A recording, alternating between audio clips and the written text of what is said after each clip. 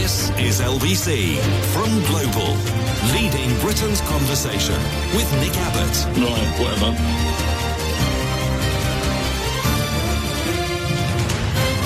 Well, let's get back to it. Some messages from last night. Jay says, I don't know if Starmer will make a good Prime Minister or not, but anyone taking over from those incompetent cowboys should be paid double, gifted gold-plated suits and delivered a box of milk tray. For goodness sake, people, give them a minute.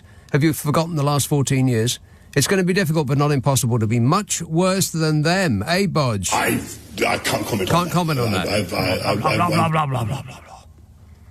On the other hand, this one says, we do care about Labour getting all these gifts. It's wrong and he's not a decent chap. Starmer is a liar. And all the Labour MPs. What do these donors want in return? It's sleaze and they can't get away with it, says that message. Well, there's a person who has forgotten the last 14 years. They have gotten away with it.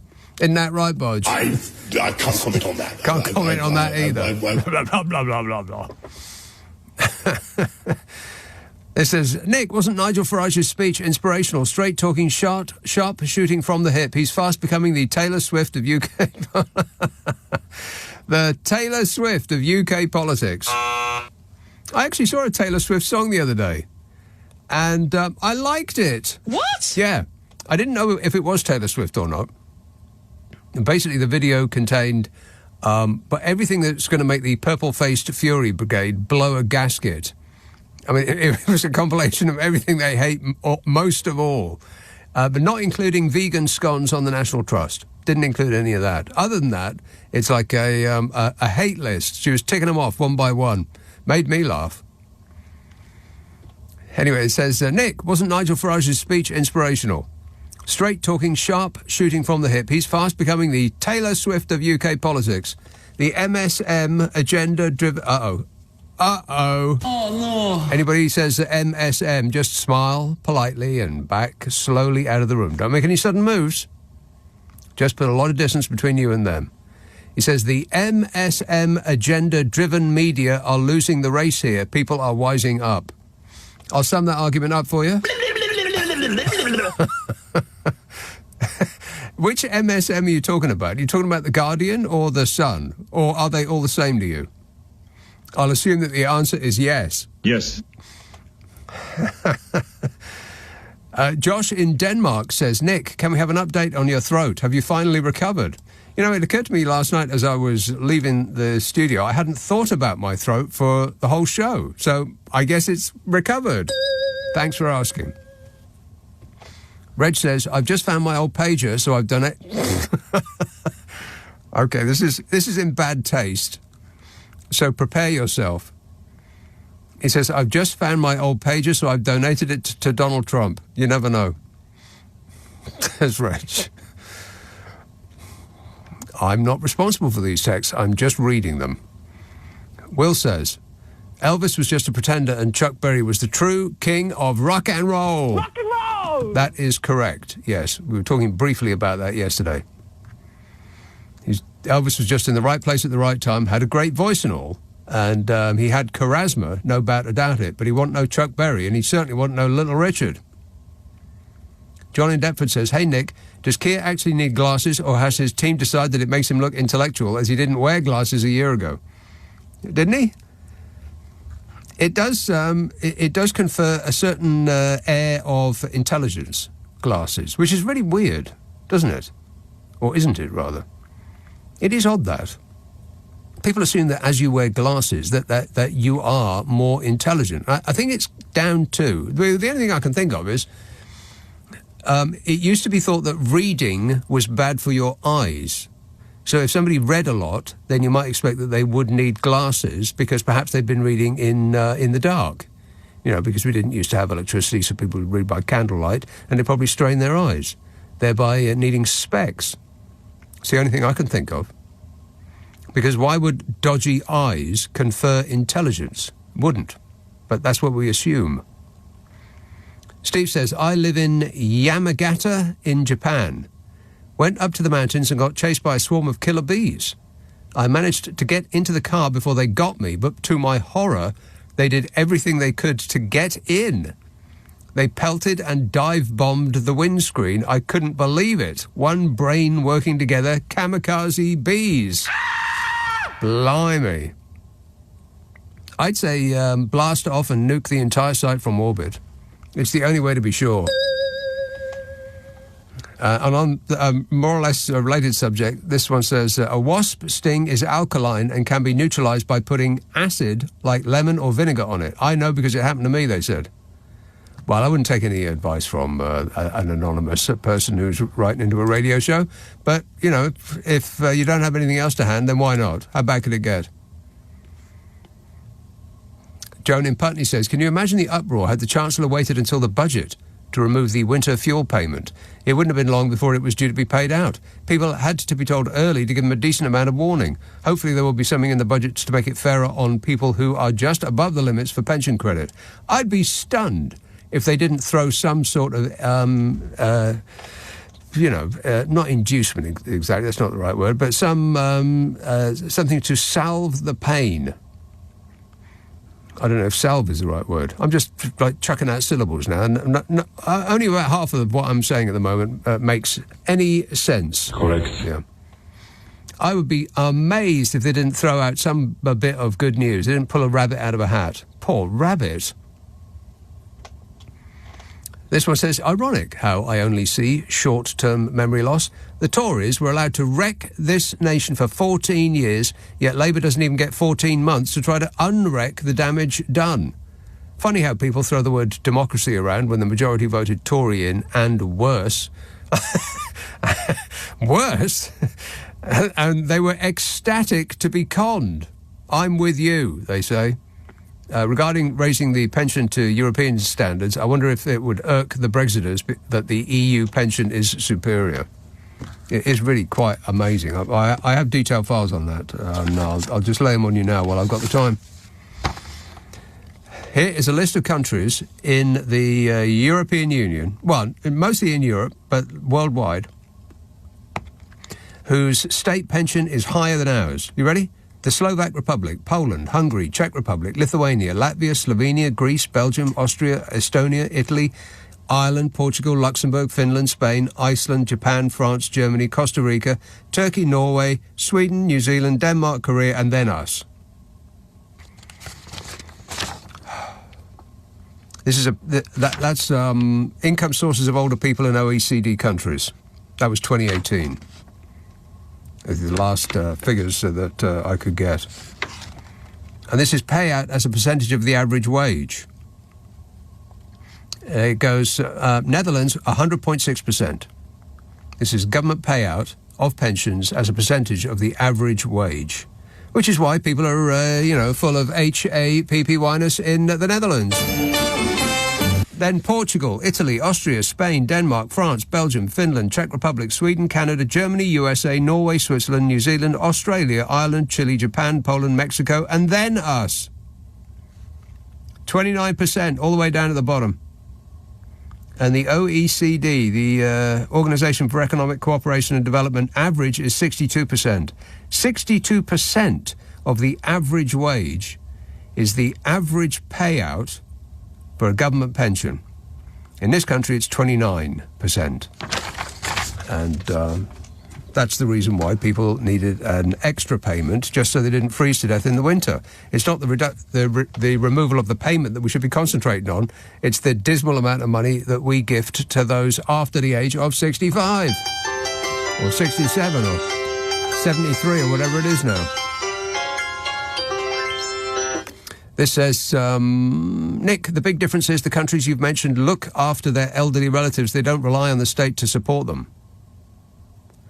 Well, there's some truth to that. Yes.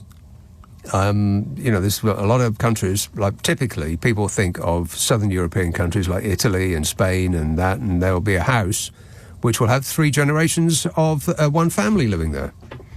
They support granny and granddad, and then there's the wage earners in the middle, and then there's their kids.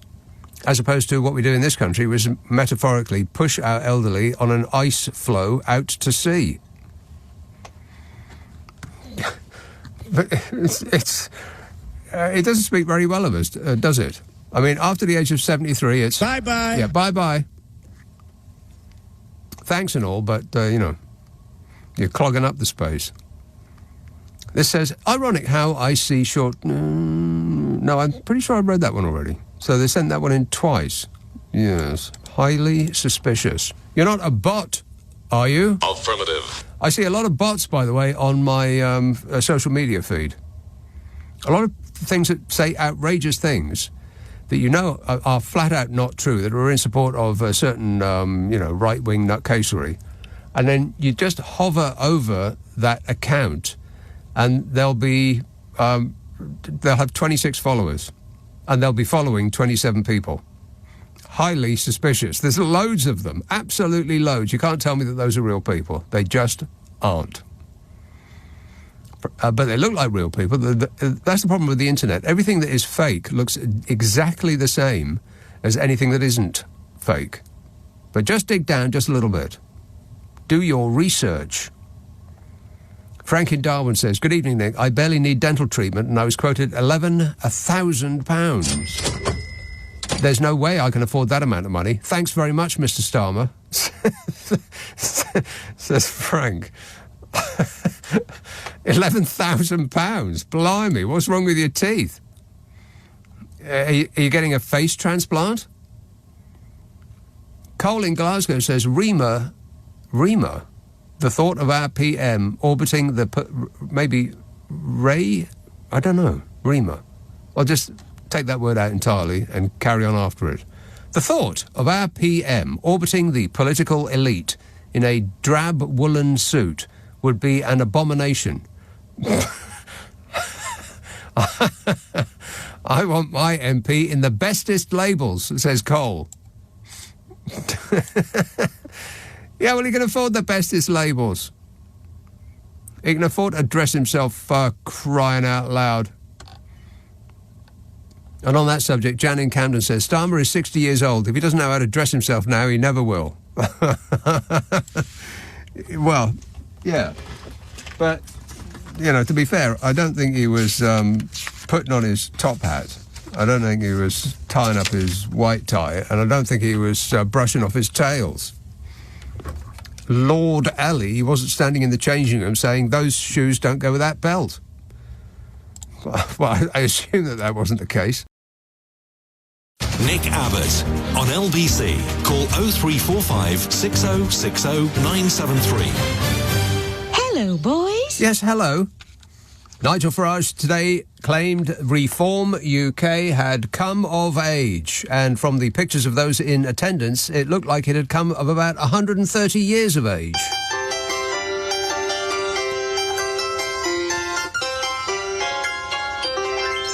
As he wrapped up the conference in Birmingham, the 60-year-old Nigel Farage admitted that he was a little bit croaky after a boozy party last night. Croaky? What? Like a frog? Farage told the 4,000 activists who gathered at the National Exhibition Centre that you are in control, following his decision to give up ownership of the party. Yeah. Yeah, and how will his fans be given control? By getting the members to back a new party constitution. Well, that sounds great. A new party constitution that puts the membership firmly in control, yes? No.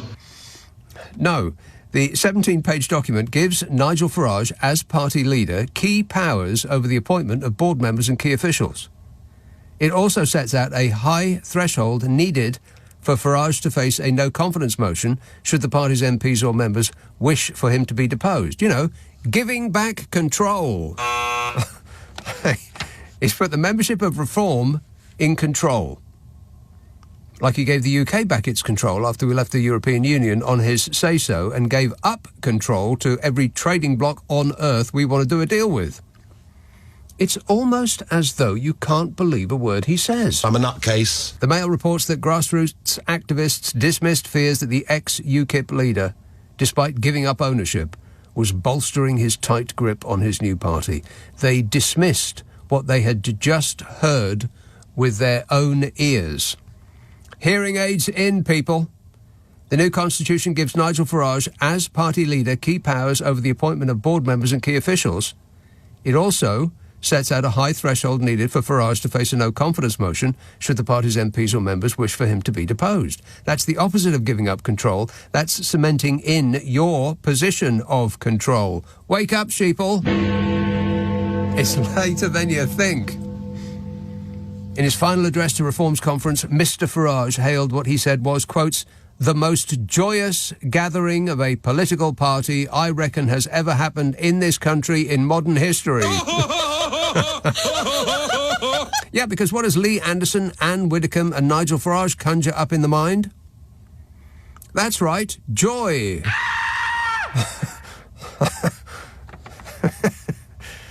He'd earlier appeared on the main stage to formally sign a copy of the party's new constitution.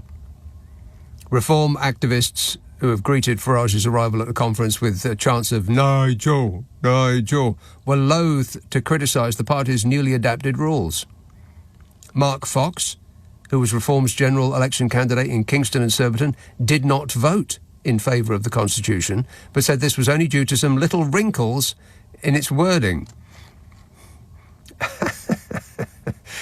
Mr. Fox admitted that there would be long-term issues with the party's new rules, but dismissed a suggestion that the document represented a power grab by Mr. Farage. No, not at all, he said. No. Martin Belt, a party member from Bridlington and the Wolds, described the document as fabulous. Dictionary definition of the word fabulous: having no basis in reality. And if that's what he meant, then yes. If it's supposed to be about the Clacton gas bag giving up control, then yes, it is fabulous. Thomas Joinson, a member of Reform's Chester South and Edisbury branch, backed Nigel Farage's right to retain a tight grip over the party. Martin Sutton from Reform's Lancaster and Wyre branch said Zia Yusuf could one day replace Farage as party leader. He said, I'm actually really inspired by Zia Yusuf. I think he's fantastic, he said. Dictionary definition of the word fantastic: remote from reality. And if that's what he meant, I couldn't agree more. 0345 6060 973. Still getting through the texts and tweets and such from last night. This says, all benefits should be means tested, and I think it's good to stop cold weather payments for the majority. The poorest pensioner will still receive the payment. Colin says, why is everything about benefits and welfare? Tell people to get a job rather than handouts, unless that's a controversial view. Says Colin.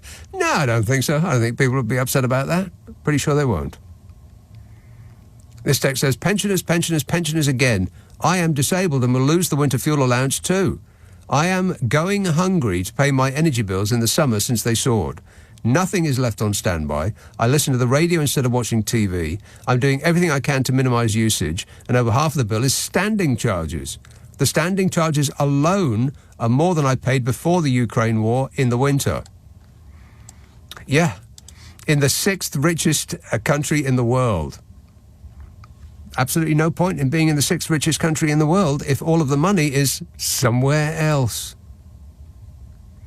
And Claire in Mansfield says, this is the last one from last night. Blimey, I have done well. Claire in Mansfield says, whilst I hate the thought of any pensioner sitting in their home cold this winter, I am definitely in agreement with means tested. There are a lot of pensioners out there that can easily afford to heat their homes, and I'm sure they claimed it last year without handing it back. I was in Marks and Spencer Food Hall last week and stood earwigging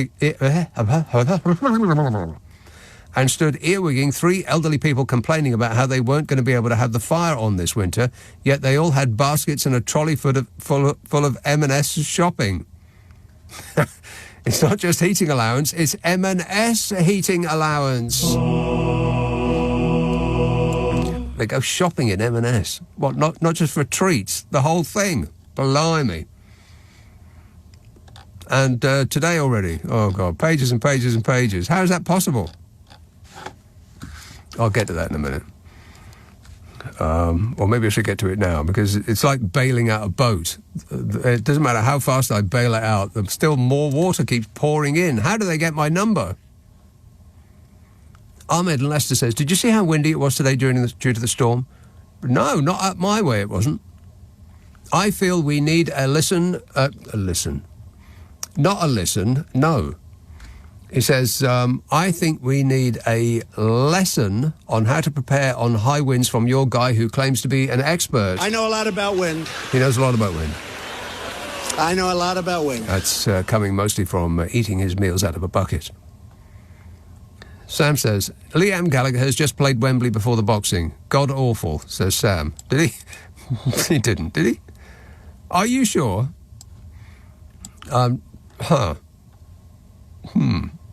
Liam Gallagher just played Wembley, did he?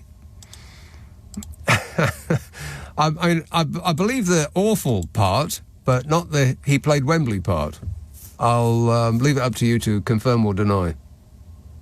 And Martin says, leave the Donald alone. He's doing his best. Well, if this is his best, then America is potentially in big trouble. Don't be rude. Huge. Merthyr Tydfil. Hello, Jeff. Well, how are you, Nick? I am great, mate. I just that we're a bit... Are you all right? Neck of the woods. We're a bit bewildered. You sound bewildered. You sound befuddled. And that. This Jenrick bloke. Yes. This guy. Robert Jenrick. I have detailed files. Go ahead. He reckons that English identity is something going on. And somebody asked him, well, what is English identity? Yes. What do you mean by that? Can you explain it to us in words that we can understand? And he said, couldn't answer it at all. Well, can you then, Nick? It's a completely meaningless thing said by people who are trying to make a political point about foreign people coming over here, taking our jobs. Well, marrying our women. Well, I sit in the Goose and Cuckoo and I look at England and I think to myself, what a wonderful world. Yeah. Well, I'm just thinking, we're okay. We've got a national anthem. We've got a sort of a parliament. Yeah. We've got a language. We've got a culture. It's all here, and the same in Scotland. But it doesn't. Well, you're in total confusion, I think, with your anthem, aren't you? You haven't got one. Who, really. me? Yeah, well, I'm not the one that said it. You want to ask him. He can't answer it because there is no such thing as an English identity. An English identity is watching an American film while eating Indian food, while wearing French clothes. That's the English identity there in a nutshell. Well, possibly he could that tribute act, the Donald Trump tribute act that wanders about. His name is Nigel. Could he qualify for an English identity then? I don't know. It's a pretty weird English identity. I mean, is being English marrying somebody who's foreign? I don't know. Is that an English identity? We should ask him for further details. It would help, wouldn't it, Nick? If you had an anthem, God Save the King doesn't count, does it, really? No, it doesn't. No, it's not. It's British. That's Team GB. That is. UK, United Kingdom. Yeah. And the bewildering confusion arises when people start talking about the country. It's not. It's the union, and each 4 countries make up that union. Right. Now, but what I'm saying to you is, why don't you have an anthem? What is the problem? What is the problem? Well, you seem to be putting this on me. It's not my fault. This country was like this when I got here. Yeah, you're the only English person I talk to. Right. Okay. I get it. No, there's no such thing. It's a phrase used by oily charlatans who are trying to get you to ignore what the real problem is and be patriotically rueful for some imagined past that has been lost. Well, whatever you said, I'll take it on board. Like warm beer and cricket on the green and the Secret Seven and the Famous Five, all that nonsense. Enid Blyton, that's what we want. We want fantasies. We want Mummy to read us a story and then tuck us up in bed. Okay, well, it sounds pretty good, actually. Are you happy with it? You know? Are you sitting comfortably? Then I'll begin. Thanks a lot, Jeff. Nick Abbott on LBC. Call 0345 6060 973. This is absolute tosh. All right, let's talk about Robert Jenrick. Let's talk about the English identity. Not English, that's British. So, you know Robert Jenrick? Yeah, that's him. Robert Jenrick, the Tory leadership hopeful, has blamed immigration for what he considers to be a growing identity crisis, explaining the ties that bind a nation together are beginning to fray. Well, they aren't. But if they were beginning to fray, it's because people like him keep picking at them. Robert Jenrick also went as far as to suggest this crisis was a contributing factor to this summer's riots, with unrest spreading across the country in the wake of the Southport knife attack, which was not perpetrated by an immigrant, but was used by oily charlatans for political gain. Or was it? I'm just asking questions. Robert Jenrick, children's cartoon hater and the MP for Newark, said the dismantling of our national culture, combined with mass immigration, as well as the metropolitan establishment, was putting English identity at risk. Wow. Our national culture is being dismantled, and it's all the fault of the metropolitan elite, which is a category that would include Robert Jenrick, by the way. He went to private school, then Cambridge University to study history, you know, one of those elite subjects that don't have a recognised career path, and then he became a lawyer and was a director of the upmarket auction house Christie's. He might as well be carrying a Hessian bag for life that says, "I'm a member of the metropolitan elite" on it. These people really do think you're stupid. Jenrick said immigration has had a clear impact on our culture, customs and cohesion. Yeah, it has. It's immeasurably improved them. Now we're not a miserable little nation of toothless inbreds constantly harking back to the good old days when bombs were raining from the sky and we had nothing to eat. Now we've got Australian dentists. Big difference. It comes as the Conservative leadership rival Kemi Badenoch claimed that she became working class following a stint working at McDonald's. What? Yeah. She's got a book coming out, by the way, called My Struggle. The combination of unprecedented migration alongside the dismantling of our national culture, non-integrating multiculturalism and the denigration of our identity has presented huge problems, said Robert Jenrick. Taken together, the attitudes and policies of our metropolitan establishment have weakened English identity. They have put the very idea of England at risk. I'll sum all that up for you. What is he talking about? I mean, I know they're desperate at the moment, but really. Oddly, by the way, this has not been felt by the people who do actually live next door to the immigrants who have come here. People in cities. But Robert Jenrick isn't trying to appeal to people in cities. He's after the old age pensioners on the coasts. And they aren't suffering because of immigration. They're suffering because patriotic Brits don't want to go on holiday there anymore. They want to go and enjoy the hospitality of foreigners abroad. And so the coastal resorts crumble. Their population ages, and the young can't wait to leave for the very cities that Robert Jenrick is demonising, the places where the smart people gravitate to. Robert Jenrick, the Tory leadership hopeful, cited the figures from a report produced by the Adam Smith Institute, a free market think tank, which recommended the abolition of all graduate visas. That's the Adam Smith Institute, one of those so-called think tanks that doesn't tell you where they get their money from.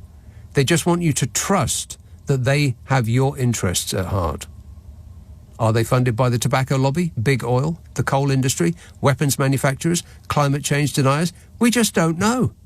So treat with caution anyone who says that they're doing something and the cities and the Treat with caution anyone who says that they're doing something and cites the Adam Smith Institute for justification. It would be like saying that you heard it on the wind or a voice in your head told you.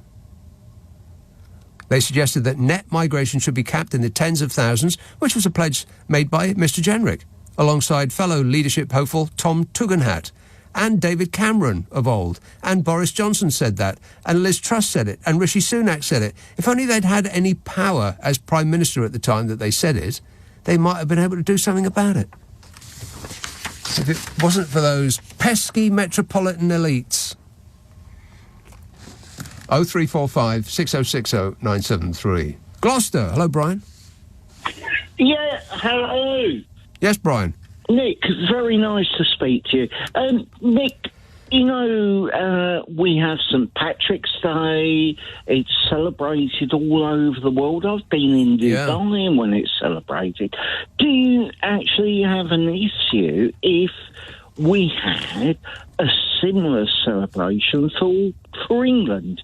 And just to preempt that, I actually resent the fact that organisations have hijacked our flag and have taken it to mean racist stuff that I don't agree with at all. Well, now and I don't think the answer is to give in to that. Exactly right. Yes, no other country on earth would have just given their flag away to the first mouth-breathing morons that came along and took it. I mean, imagine what would happen in America if somebody tried to do that.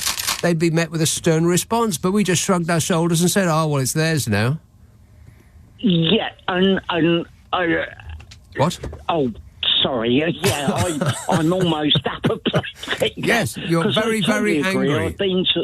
I've been to America many times, and people hang the flag out of their property. Yeah. They're proud to be American. I don't see why we shouldn't both be proud to be English and to be part of the United Kingdom. Of course. But as to your first point, hang on a minute. As to your first point about would it be okay if we had a St. George's Day, well, that just very much depends on whether people want to actually celebrate it or not. I mean, nobody forces St. Patrick's Day on the people... wait a minute. Nobody forces St. Patrick's Day on the people of New York, for instance.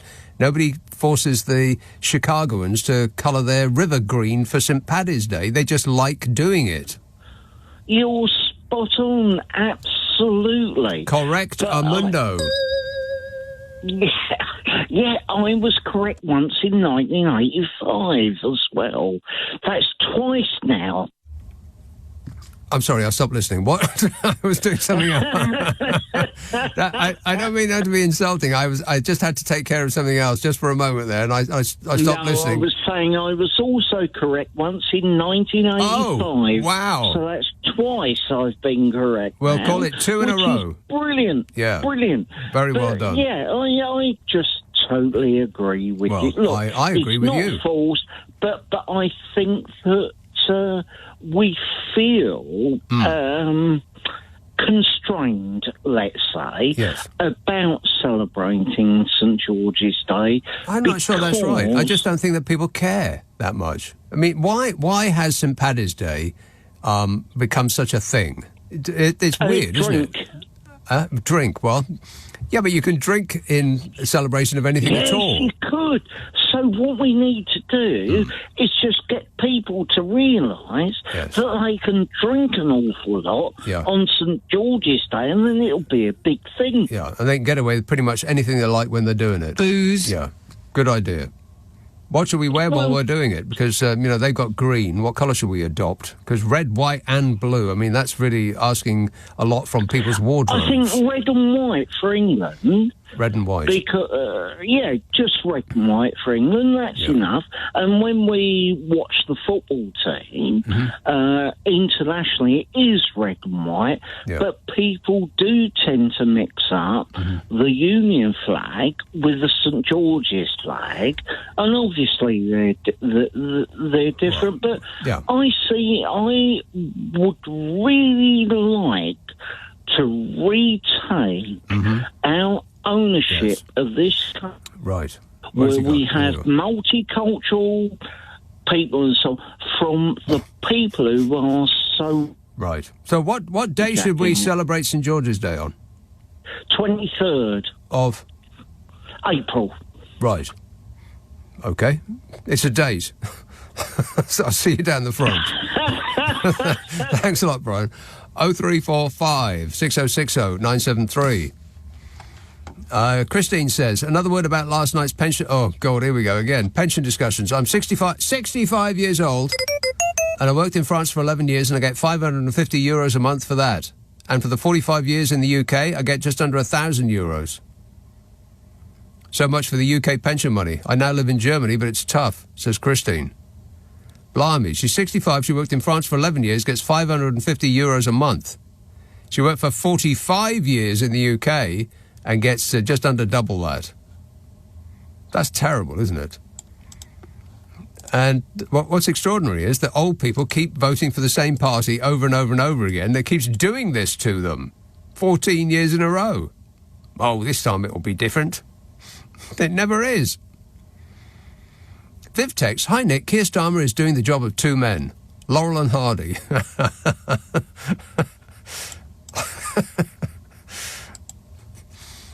Is that true? No.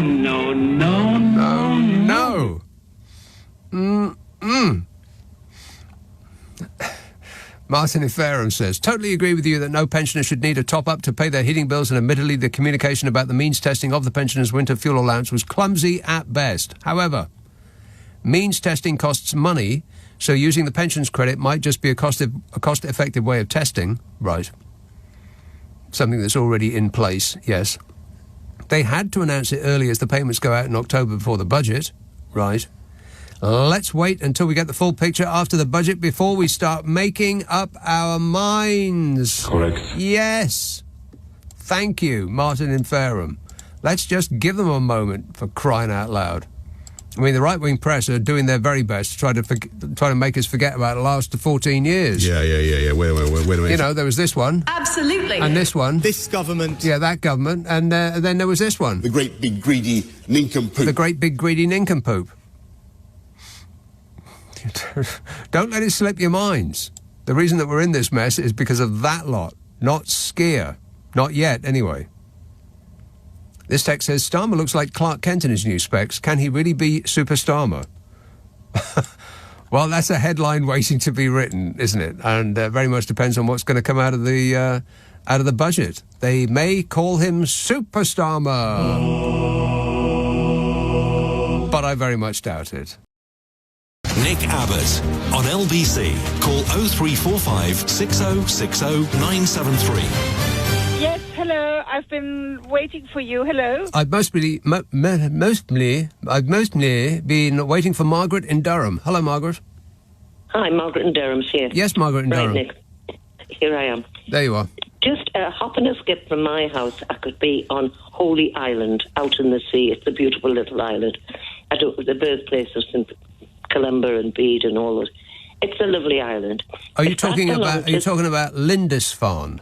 Lindisfarne, our beautiful island. Yes. I'd be incensed if that still belonged to the Spanish. But the people in Spain have to contend with the fact that Gibraltar belongs to us. It's part of their land. We have no right to be there. It seems weird. It is. And then the Falkland Islands. You know, all these rich blokes with nothing to do went around the planet planting our Union Jack on bits of land. Yes, they did. Yes, they did. And I do get incensed about it, Nick, because I'm from the mining stock up here, the real people of this land. Mm-hmm. Our forebears dug the coal and got the coal and built the trains and fueled the British Empire. Yes, and what they did. We get? We got nothing. Absolutely nothing whatsoever. The south of England's littered with the states and people like that. We have got one duke and one lord. Oh, big deal. Yeah. Exactly. So I think, do I feel proud of the flag? I feel proud of the flag when I see it at the Olympic Games. Yeah. And I feel proud for our young people and our athletes. And when people in this land do something wonderful, then I rejoice. But it's so stained with avarice and greed and a nasty history. It's not the sort of flag it used to be. We've got to make it better. I think what you're describing there is something that would make the purple-faced Fury Brigade blow their tops, because I do believe, Margaret, that you are rewriting history to include things that actually happened. Exactly. It's time it was done. I mean, I remember being a little girl in school and seeing a picture of India, and thousands of Indians in beautiful costumes and uniforms, and this little fat lady in a black frock. And I said to my mum, "Who's she?" And she said, "Well, that's Queen Victoria. She owns India." And even at 8 years old, I'm thinking, how on earth can this little woman own India? Yeah. We've been badly betrayed by people. Yeah. So I love the flag when it rejoices, and it's happening now with wonderful people. But it's got it needs a good wash. Yeah, well said. Thanks a lot, Margaret. Thank you. Cheers, my dear. Ta-da, 034. Telling it like it is. There you are. Take that. 0345 6060 973. Needs a good wash. Jenny in Carmarthen says, thanks for your photos of Brighton on Instagram today. Yes, I posted pictures on Instagram. I remembered that it's there. Months go by and I forget I'm on Instagram. I'm a very, very bad social media person.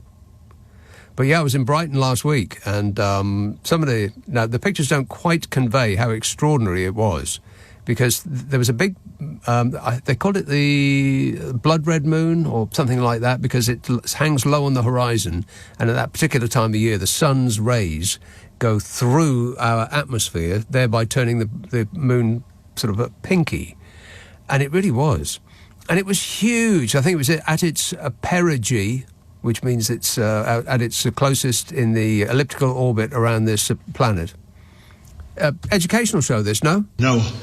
And I was trying to take a picture of the moon and associated with some buildings in the foreground to give it some sort of scale. But it's very, very difficult, because I'm just using my mobile phone, and its tiny brain just makes the brightest thing in the picture the not the focal point, the what's it called? Exposure. It exposes the picture to correspond to the brightest thing in the frame, which wasn't the moon, because although it was incredibly bright, it was too small to actually really register on the phone's tiny brain. But I did my best. I did my best. The sunset on one side of the pier and this moonrise on the other. It was amazing. Yowza. It really was. So I stuck that up Instagram today. You'll love it. Cheered me up on a cold, wet Welsh day, says Jenny. Looking forward to visiting Kew Gardens again soon. It's all changing, Jenny. Give it a couple of weeks and all the leaves will be going red and brown and pink, and it'll be a delight. Groovy. This says, is it just me, or has Skier turned into the new Dennis Taylor? No. Not really, no. I mean, Dennis Taylor's glasses, well, they were upside down, weren't they? For use at his, I was going to say sport, but it's obviously not a sport. It's a pastime for which some people get paid a vast amount of money. But you couldn't describe it as a sport, could you? Not really, no. Is he the new Dennis Taylor? No. This says, the problem with Labour is they don't know how to lie or spin. They're too honest and they explain things fully, which modern people have no time for. They should have said about the winter fuel allowance that they are moving the needy elderly to the higher-paying benefit of pension credits. I think there's some truth in that. We're not used to being told the truth, to people being straight with us. We've, for quite a long period of time now, all of our politicians in government have come out and told us that up is down, that what we can see with our own eyes is not there, that what we can feel and touch and squeeze has no basis in reality. And then they'd swan off without answering any questions and then say the exact same thing at the next television studio. And so they lied and they lied and they lied. And we kind of got used to that. There's some comfort in being lied to all the time. In fact, some people actually prefer it. Donald Trump's cult fans prefer to be lied to. They don't want him to tell them that he lost the last election. because it just pops their little bubble. And so he keeps telling them that he won, and that he won the debate that he just had by a big margin. He keeps saying it over and over again. I have the biggest crowds, he says, to a half-empty room. But that's what they like. They like to be... There's comfort in being lied to. It's like a warm blanket of misinformation. And we've got used to that as a country. And it seems a bit, I don't know, a bit cold and a bit colourless and a bit boring, to be told the truth. Yes, things are bad. And we are going to have to go through tough times to get out of it. No doubt about it. And it's almost like waking up from a dream. Like going into black and white. It's like, oh, can we go back to... It's like the Matrix. Oh, my God, we've all just woken up from being batteries in a wall of a million other people. I know Kung Fu. San Francisco. Hello, Dave. Hey there, Nick. I'm actually in New York. Well, we moved from San Fran to New York about 4 months ago. But yes. I was in Las Vegas all last week for a work conference. Right. And it was crawling with Brits Brits everywhere. Really? And I was very disappointed. I'm thinking if patriotic Brits are going to actually stand up for their country, they should be vacationing in what is going to be, I think, the next global tourist destination, and it's in the UK. Clacton. I think all it needs is the right investment. Yes.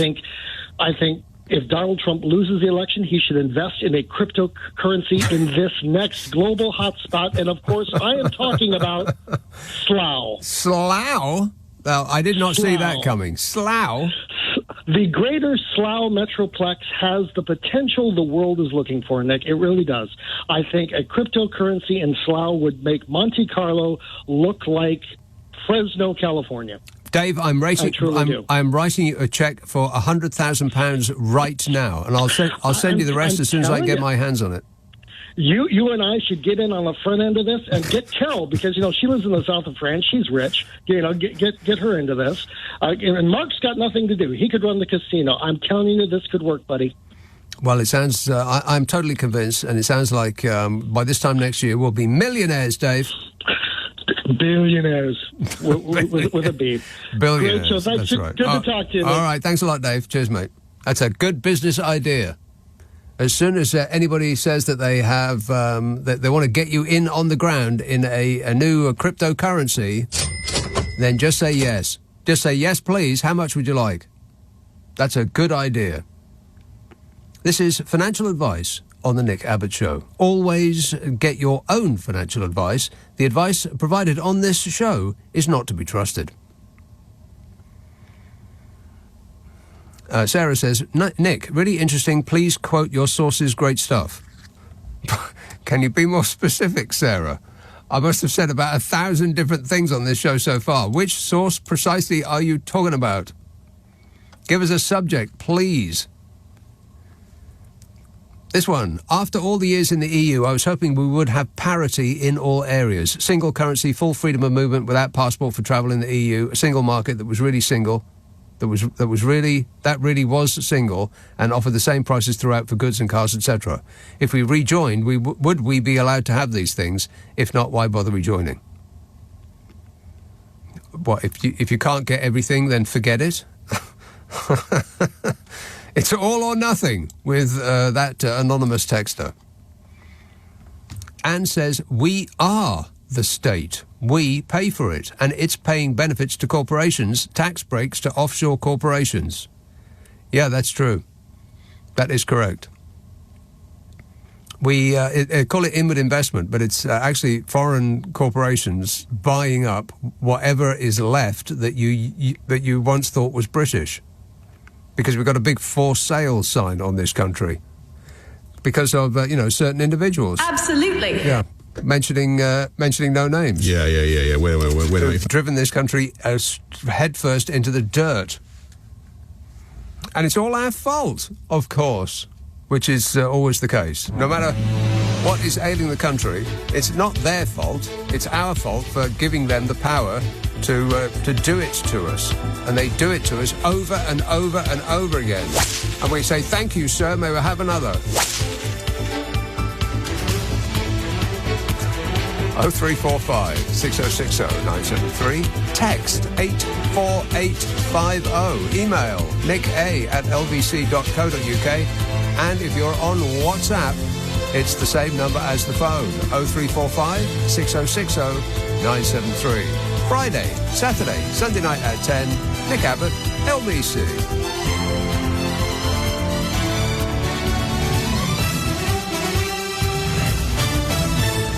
On your radio, on Global Player, and Play LBC. leading Britain's conversation. This is LBC.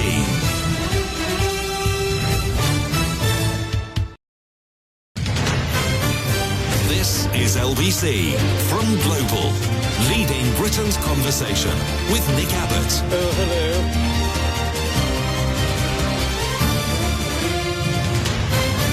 Oh, hello there. Very nice to meet you. Yeah, likewise. This text says, Starmer should dress like Dominic Cummings and advertise UK Skips Limited. Yeah, him and this guy both. Yeah. Wait a minute. John in Sutton says, the reason German pensions are better than this awful country's is because they pay a higher tax that has a portion put into your personal pension pot. Yeah, well, I don't know anything about that. This says, don't you think Aliens is the kind of movie one-liners? Oh, the king of movie one-liners. There are just so many of them. I thought it was 10 and I wasn't even trying. Aliens, as opposed to Alien. Yeah, Alien didn't have very many one-liners. Just trying to think of any off the top of my head. But Aliens had loads of them, yeah. Get away from her, you... Can't say it. Yeah, there were loads of them. Mostly. I tell you what I saw the other night was Die Hard 4.0. Oh, I saw Die Hard 3. Die Hard 3 was on TV, and I thought it started, and I thought, yeah, all right, I'll watch this again. I'll give it 5 minutes, and I was still glued to it about 2 hours later. And I thought, what I really, really want to watch now is Die Hard 4.0, and so I did just the other night. Oh, what a film! It's epic. It's a shame they're not making any more of those. Can't now. It's over. I don't know, just lately it's been a bit, I don't know, boring films. When's the next action adventure? I mean, Tom Cruise, right enough, but you can only do one every 2 years. Get on with it, Tom Cruise, for crying out loud. We're sitting here bored to death. And other than him, it's all kids' stuff, isn't it? Like robots changing into cars and all that stupid nonsense. And people with superhero powers. I mean, it's children's fare, that is. Where's the adult action movies? That's what I like the best. Anyway, don't get me started. Marion in Calais says, I love your irreverent programmes. Get me a dictionary. I listen to you with old-fashioned earphones, hoping not to wake my husband, says Marion. I am totally in agreement with you regarding Brexit. At the age of 20, in 1974, I moved to Italy and spent a year learning Italian and teaching English. Fantastico, says Marion. What an experience. In 1982, I married a Frenchman and moved to France. Free movement and great opportunities. 40-odd years on, I'm still living in France. And when I cross the channel now with my maroon British passport, I am asked where I'm going and for how long. Once with my French husband, he was asked the same question. I replied that he was with me. The border control person said, I asked him the question. Yeah. Stay in line, Marion. We're going to have to go through your bag in detail. She says, there has been an improvement in the attitude of the UK border control, but I feel frustrated each time I cross the Dover with my friends coming across and spending a lot of money in Kent. My friends spend lots of money in Kent. Right. Okay, thanks, Marion. And Dave in Cheshire says, how about that cat in America that walked 900 miles and was found? The owners proclaimed it back. Proclaimed it. Or claimed it back. They proclaimed that it was back by claiming it back. Yeah, I know. What a cat, eh? Let's have Harrow. Jonathan in Harrow. Harrow? Yeah, good evening, Nick. Yes, Jonathan.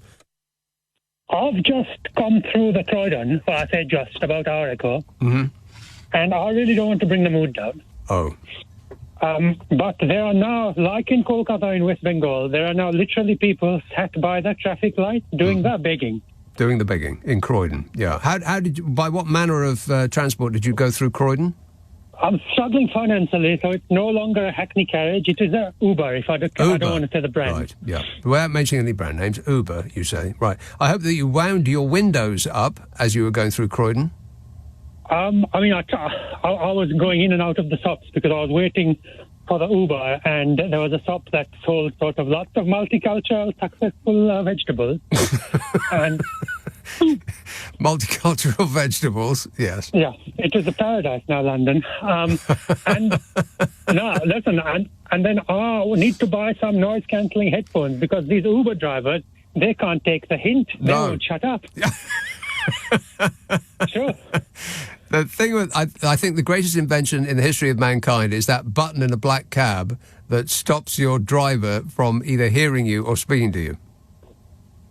It was excellent. I mean, when I first come to the country in the early 90s, I don't want to talk about culture war point. No. But a lot of the black cab drivers were very racist. Very racist. Is that what you're saying? Yeah, but now most of the cab drivers, even the illegal minicab, most of them can't even speak English. Not to be controversial. Yeah.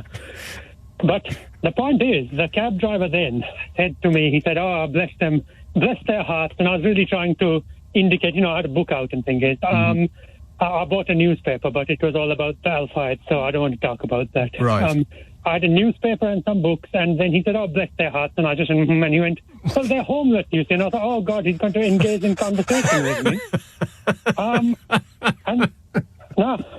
And then he said to me, "But to be honest with you, mate, he was, like me, he was an immigrant, not to be racist." And he said, I think the homeless people, it's partly their fault. And I thought, that's an awful thing to say, because I told you I was nearly homeless a few months ago. Yes, that's right.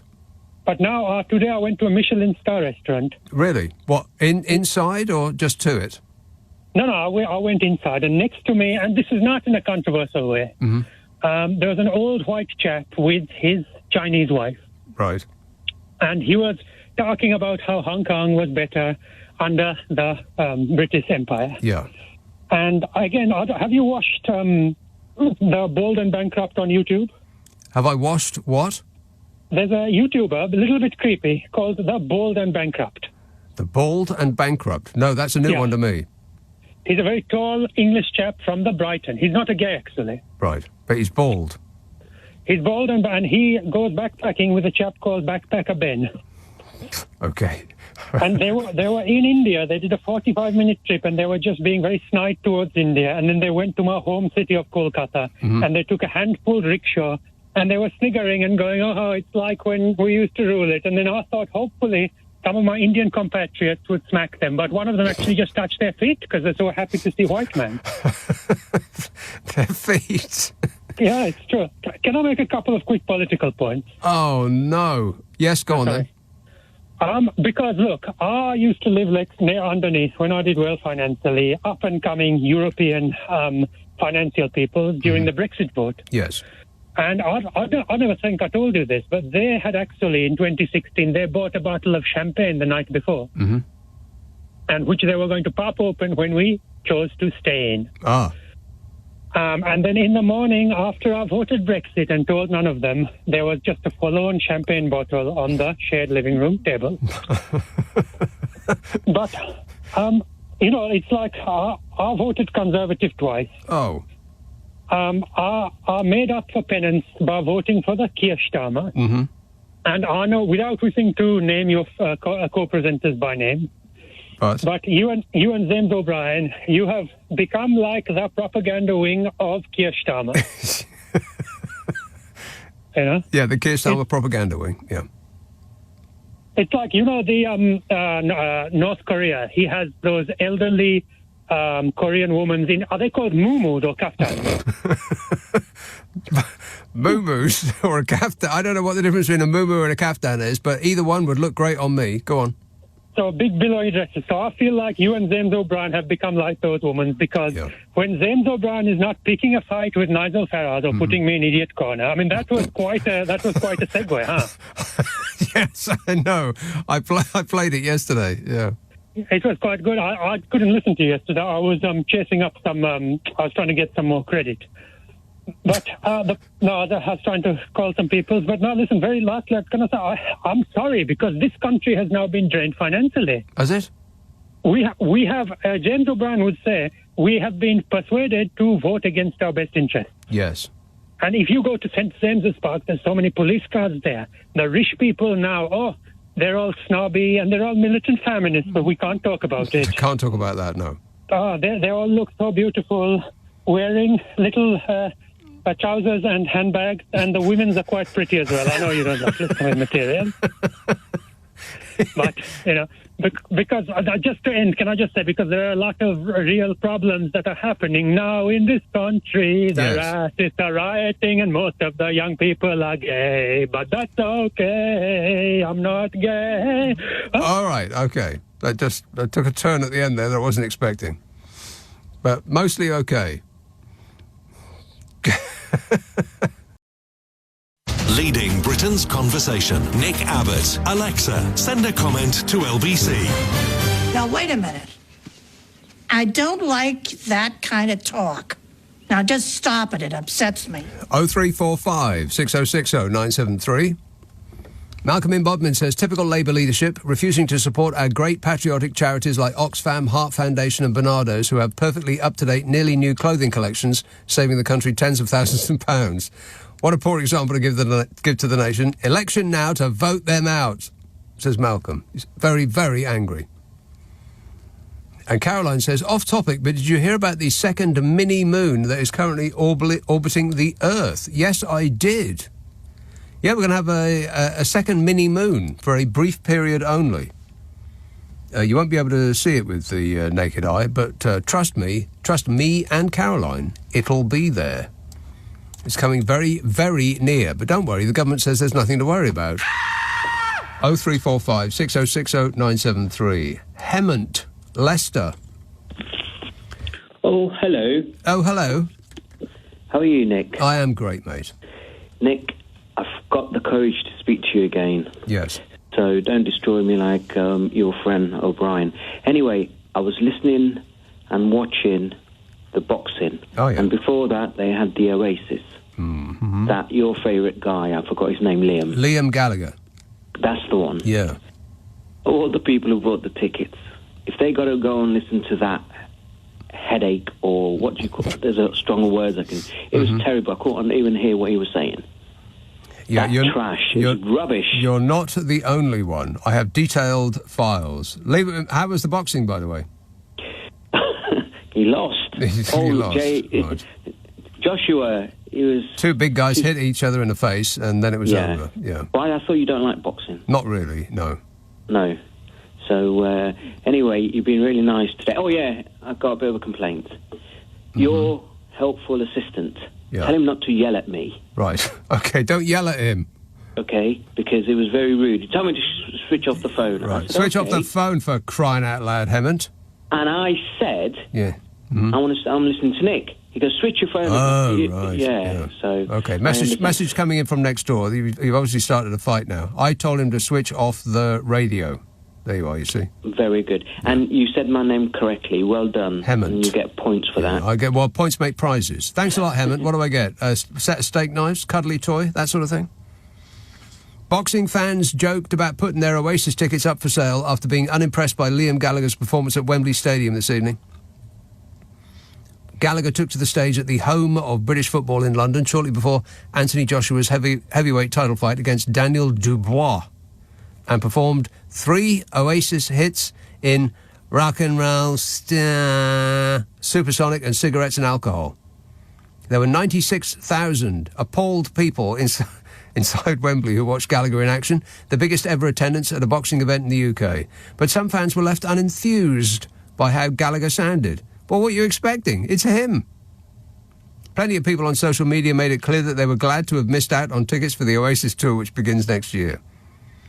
During Gallagher's performance, one fan wrote on X, hundreds of thousands of tickets being put up for sale for Oasis after this Liam Gallagher disaster class.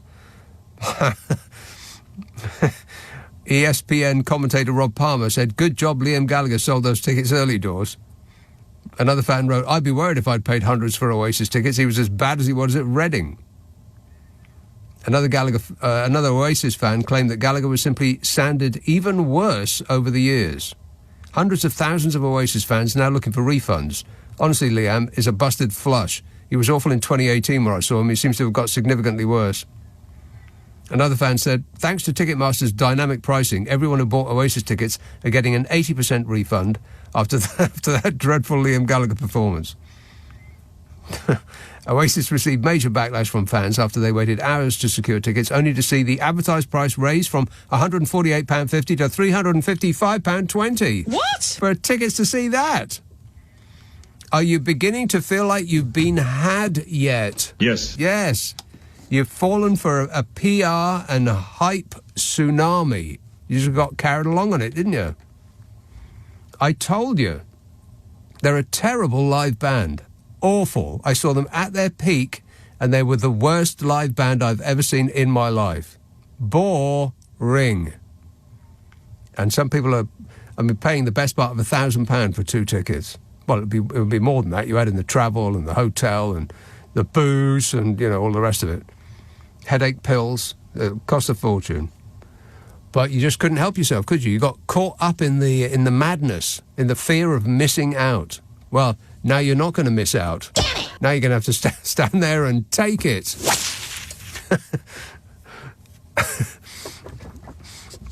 John in Sligo says, Nick, you may be interested in a new Rory Gallagher collection of his music to be released on October the 11th. No, I'm not. I mean, I like Rory Gallagher and all, but I'll maybe give it a listen. Sure, why not? Thanks for the thanks for the information. We are all about information on this show. East Ham, hello, John. Oh, hello, Nick. Yes, John. The country's doing really badly. Is it? But the abroad is incredibly high. I'm at Belgrade, Serbia. It's fantastic. The pound is so strong. The euro is so behind, and the dollar, well, there's no comment. I just don't understand it. I went to Tirana in July, and same again. The pound was so strong. Why is they promoting our country is doing so badly? They've got to tax the pensioners, take their winter allowance for the fuel round, but our pound is so strong. I don't get it. Well, you'd need to talk to an economist. Yeah, but it doesn't make sense. I mean, all I hear for a few years now, we're in trouble. We should be back in the EU. Well, it's fair enough. But the pound is really strong abroad. And yet, all I've been listening the last few years, we're in a terrible situation. We voted for a new party, all right, Labour. But I don't get it, Nick. Why is the pound strong? It should be really weak. I've got no idea. I'm not an economist, but I think it might be a phenomenon like the FTSE 100. If people say, the FTSE 100, they've done tremendously well, that means that we're doing very well as a country. But it doesn't mean that at all, because the FTSE 100, I know this is not what your question was, but but I know this for a fact. The FTSE 100 is an outward-facing index. In other words, the companies that are on that list, they don't do their business here. Their shares may be based here, but they do all their business abroad. So if abroad is doing well, then the FTSE 100 goes up. It doesn't really necessarily have anything to do with the strength of the UK economy. Yeah, well, you perfectly said that. You tried to explain it in a good reason. Well, I tried to explain something else because I don't have any knowledge of why the pound would be up against other currencies. I don't know. Honestly, it's unbelievable, Nick. I mean, when I took the pound and I got to convert to 138 to the pound, the euro 117 to the pound, and the dollar, which I checked online, was 104. It was absolutely ridiculous. I went on a walking tour, Nick, and there was this British woman. She was with her husband. She said it was on business, and she asked me about Belgrade. What do you think? I think it's wonderful because the pound is so strong. And she said, the pound? What did you get to the pound? I said, I got 138. She literally went white. Well, the thing is, it depends on where you start to look. Because if you look at, let's say, 1985 against the euro, then it was you got £1.78 to the euro. Oh, right, yeah. And now it's £1.19.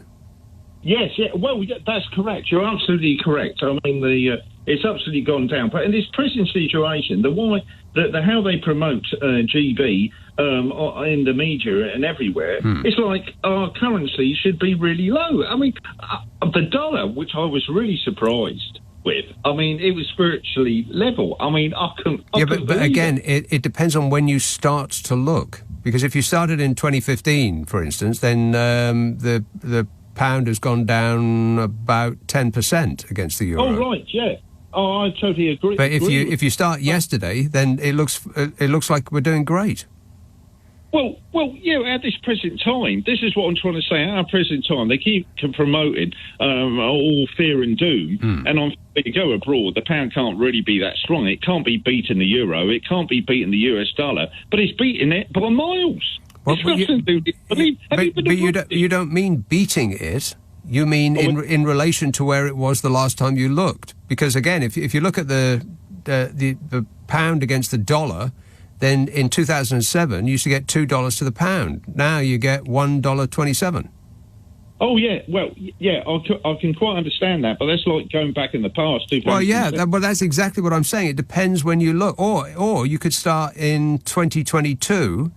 And which was 111 to the pound, and now it's 131. So it looks like we've done fantastically well, but only if you start on that date. But I mean, you must admit, have you been abroad this year, Nick? No, I haven't. I've been to Brighton. Does that count? Well, it's on the border. It's got a nice seafront. Yeah, you can see abroad from Brighton. Yeah. Yeah. But, I mean, let's be basically honest, Nick. I mean, this year hasn't really been good for this country, neither the previous years. But I get your point. I understand. I don't know what the answer to that is, because I'm not an economist. But it could be all sorts of reasons. But it doesn't change the fact that the wealth distribution in this country does mean that, regardless of how much money we have, that we're a nation of poor or just about struggling to get by people. Oh, yes, yeah, because everything is sky high. I mean, the problem with us is we gave our public services to private companies, and it was our downfall. I mean, how can you give water to a private company? Water should be free. It's the most idiotic thing that you could possibly do outside of leaving a major trading block on your doorstep, and no other country on earth has done either of those two things, just us. I know. I mean, that's the reason why, because there's absolutely disaster back home in GB. But may I suggest a great series for you to watch? Go on. Was you a big fan of Killing Eve? Killing Eve? Oh, that the thing with the woman murderer thing. Yes. She was a Russian agent, but she was a bit of a crackpot as well. And they had this English Chinese woman investigating and trying to track her down. I saw the first series, but not the second. Well, Germany's done a series, and I call it the German Killing Eve. It's called Clio. It begins with a K, and it's on Netflix. They've done 2 seasons, and it's very entertaining. I will put it on my to-do list. Thank you, Nick. Thank you, John. Appreciate it. What was the life like in, where did you say you were? Slovenia or somewhere? No, Serbia, Belgrade. Serbia. And what's it like there? Oh, it's fantastic. The weather's nice. It's hot, but it's not too hot. I mean, in the peak of the summertime, it's like 40 degrees. But now it's like in the I've had great weather every day, and the pound is strong, and it's paid for money. Food and drink is cheap. What do they eat? What's their national dish?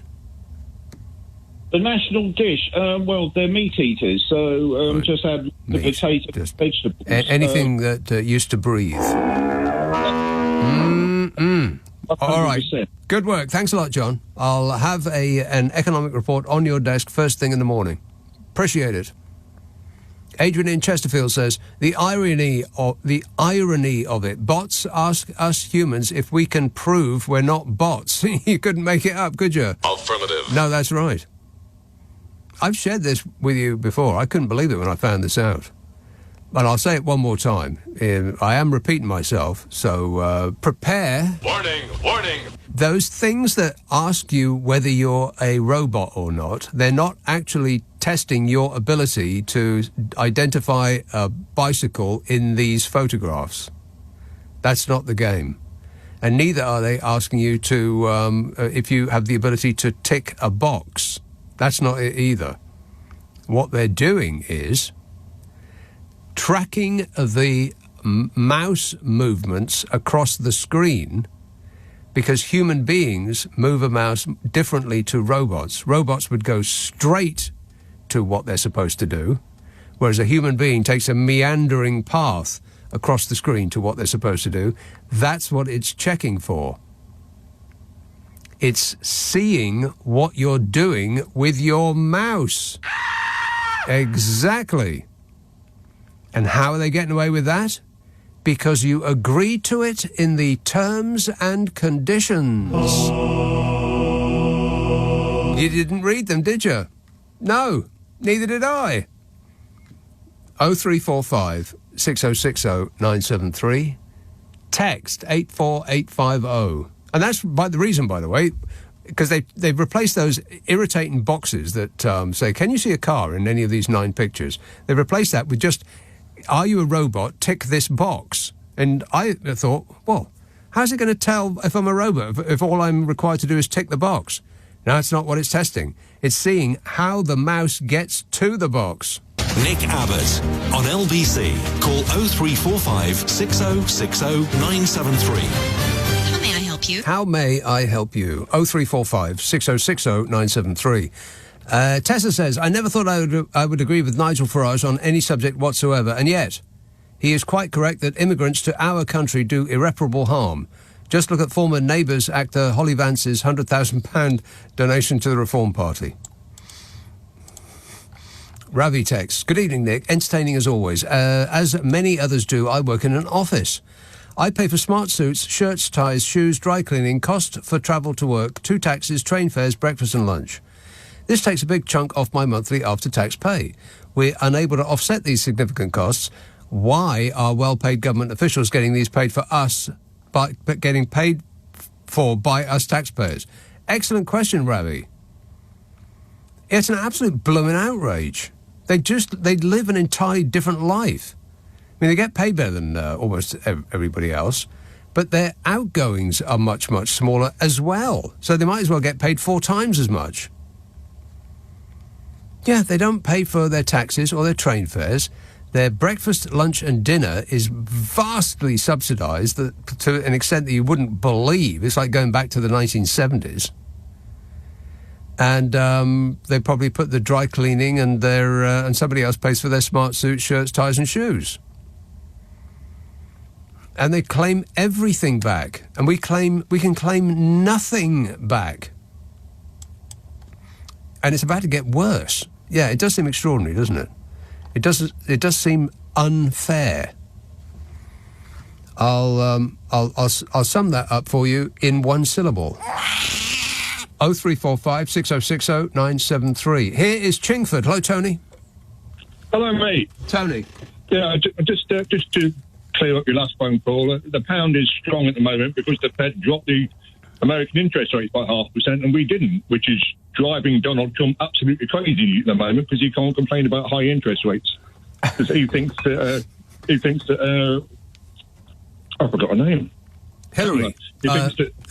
Kamala Harris.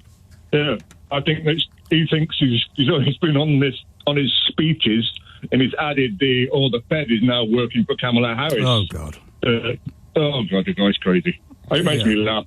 It's just one constant stream of whining victimhood. I am the most fabulous whiner. And I'm a whiner, and I keep whining and whining. He's a big orange baby.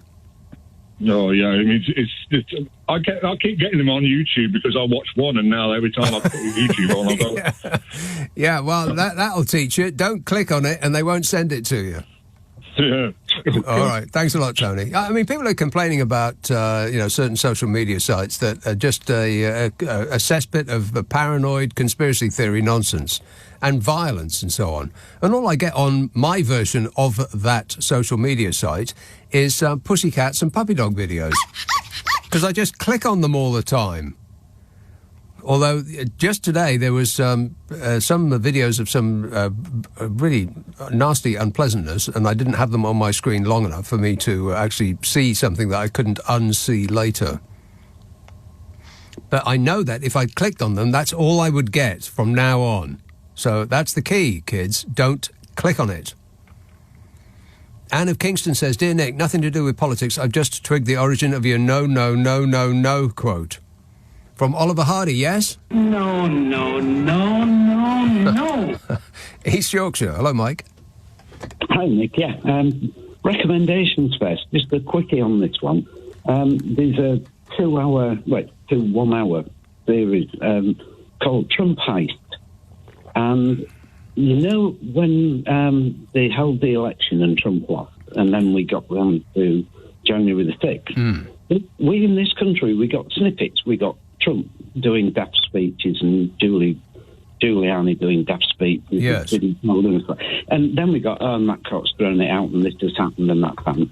And it sort of came disjointed. It looked like a sort of kid throwing his dummy out the pram and doing this, that and the other. Yeah. Well, this series actually starts on November the 3rd and it goes through it date by date by date all the way to January the 6th. And it explains exactly how they brought all these court cases and the logic behind it, the theory behind it, the planning and everything else. And when you look at the way it was organised, it is spine-chilling. Yeah, and what's even more spine-chilling is that was them as amateur hour. They've really got their act together now, and what's going to happen this time around is going to be much worse. I would think so, because there were interviews with Trump insiders who all sort of bailed, mostly from December through to January, who explained what happened, and all the local officials who came under pressure. And it's a miracle some of them didn't buckle. Oh, I know. Because one guy had an armoured car outside his property with people jumped out shouting paedophile at him, and we're going to kill you, we're going to string you up. Mm-hmm. And he didn't budge. He kept to what he'd said originally, which was basically, bring me evidence and I'll review the election. Yeah. If you don't bring me evidence, I won't. And this guy put up with all this. And how close we came to an absolute disaster. Yes, I know. Well, how close we came to an insane talk show host off the telly taking over the world's most powerful country. It does sound like something from one of those books that you pick up at the airport. Yeah, I mean, it was. And when you got all the detail of it and the planning of it, because, as I say, from over here, it looked like Trump saying stupid things and other people saying stupid things. And, they're just being daft and spat his dummy out and whatever. No. But Trump wasn't the driving force in it. No. It was the people behind it who came up with these bits and pieces. Yes. The final one being that Professor Eastwood, who said, actually, the vice president can ignore the election results and just declare you president again. And that's where all the stuff at the Capitol came from. That they were trying to convince Pence that he could, within the Constitution, ignore the election. I know, and for a guy that had stared at the back of Donald Trump's head for 4 years with a look of just total love on his face, Mike Pence, for him to actually stand up and refuse to allow Donald Trump to steal the election is actually extraordinary, and people wanted to kill him for it. They were running through the Capitol building, yelling, "Get Mike Pence! We're going to string him up." Yeah, some those guys who withstood that actually want a hell of a commendation. I know most of them were Trump supporters. Yeah, and in fact, most of the officials that held strong were actually registered Republicans, and they just said, "No, not in our name." Right. Which was great, and those guys deserve a lot of credit. Well, yes, but I guess so. But they deserve credit for not committing the worst crime in the history of humankind, or the biggest, probably. Yeah. Oh, quite right. Yeah. But anyway, back to England. This Englishness thing that Honest Bob was coming out about Right. I just want to really find it. Everyone was arguing about Englishness, taking our Englishness away.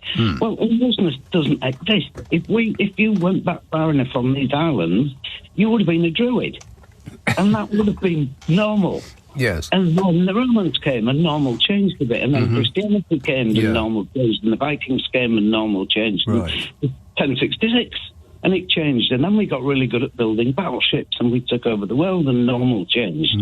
Englishness doesn't exist. It's just like plaiting fog. It moves and moves and moves. Plaiting fog? Well, yeah, but it doesn't. I've heard that one. It doesn't really exist. And now what we've got, people use it. So in the Napoleonic times, to get people in Red Army uniforms, it's all about Englishness. And then the last century, it's getting them in khaki. About Englishness, now politicians use it. Yes. Oily charlatans are using this concept, this vague and amorphous concept of Englishness, which none of them can define. They're just using it in order to make people wistful for a faraway time that never existed. Yeah, it's absolute cynicism. And what it does is provokes tribalism. Yeah. And that is useful to politicians. Of course. Nobody's born racist. Everyone's born tribal because it's evolutionary. We've all got tribalism. But you can trigger tribalism into racism dead easy. Yeah. Farage is a genius at it. It's a piece of cake, and it works every time anyone is bold or shameless enough to try it. Yeah, I mean, it is a disgusting fact. I don't think Farage himself is racist, but he's quite happy to trigger tribalism in the form of racism. OK. All right. Thanks a lot, Mike. Cheers, mate. Nigel Farage showed off his dad dancing last night during a boozy party at Reform UK's conference in Birmingham. He looked like a man trying to pop imaginary balloons while coping with a stone in his shoe. Or maybe it was more like a series of straight-arm, closed-fist salutes while being electrocuted. You know, an expression of joy. Booze. Just hours after delivering his keynote speech at the National Exhibition Centre, the 60-year-old Nigel Farage was back on stage for what organisers called an evening gala party. Worst party ever. The former UKIP leader crooned along as the band played the Frankie Valli hit Can't Take My Eyes Off of You.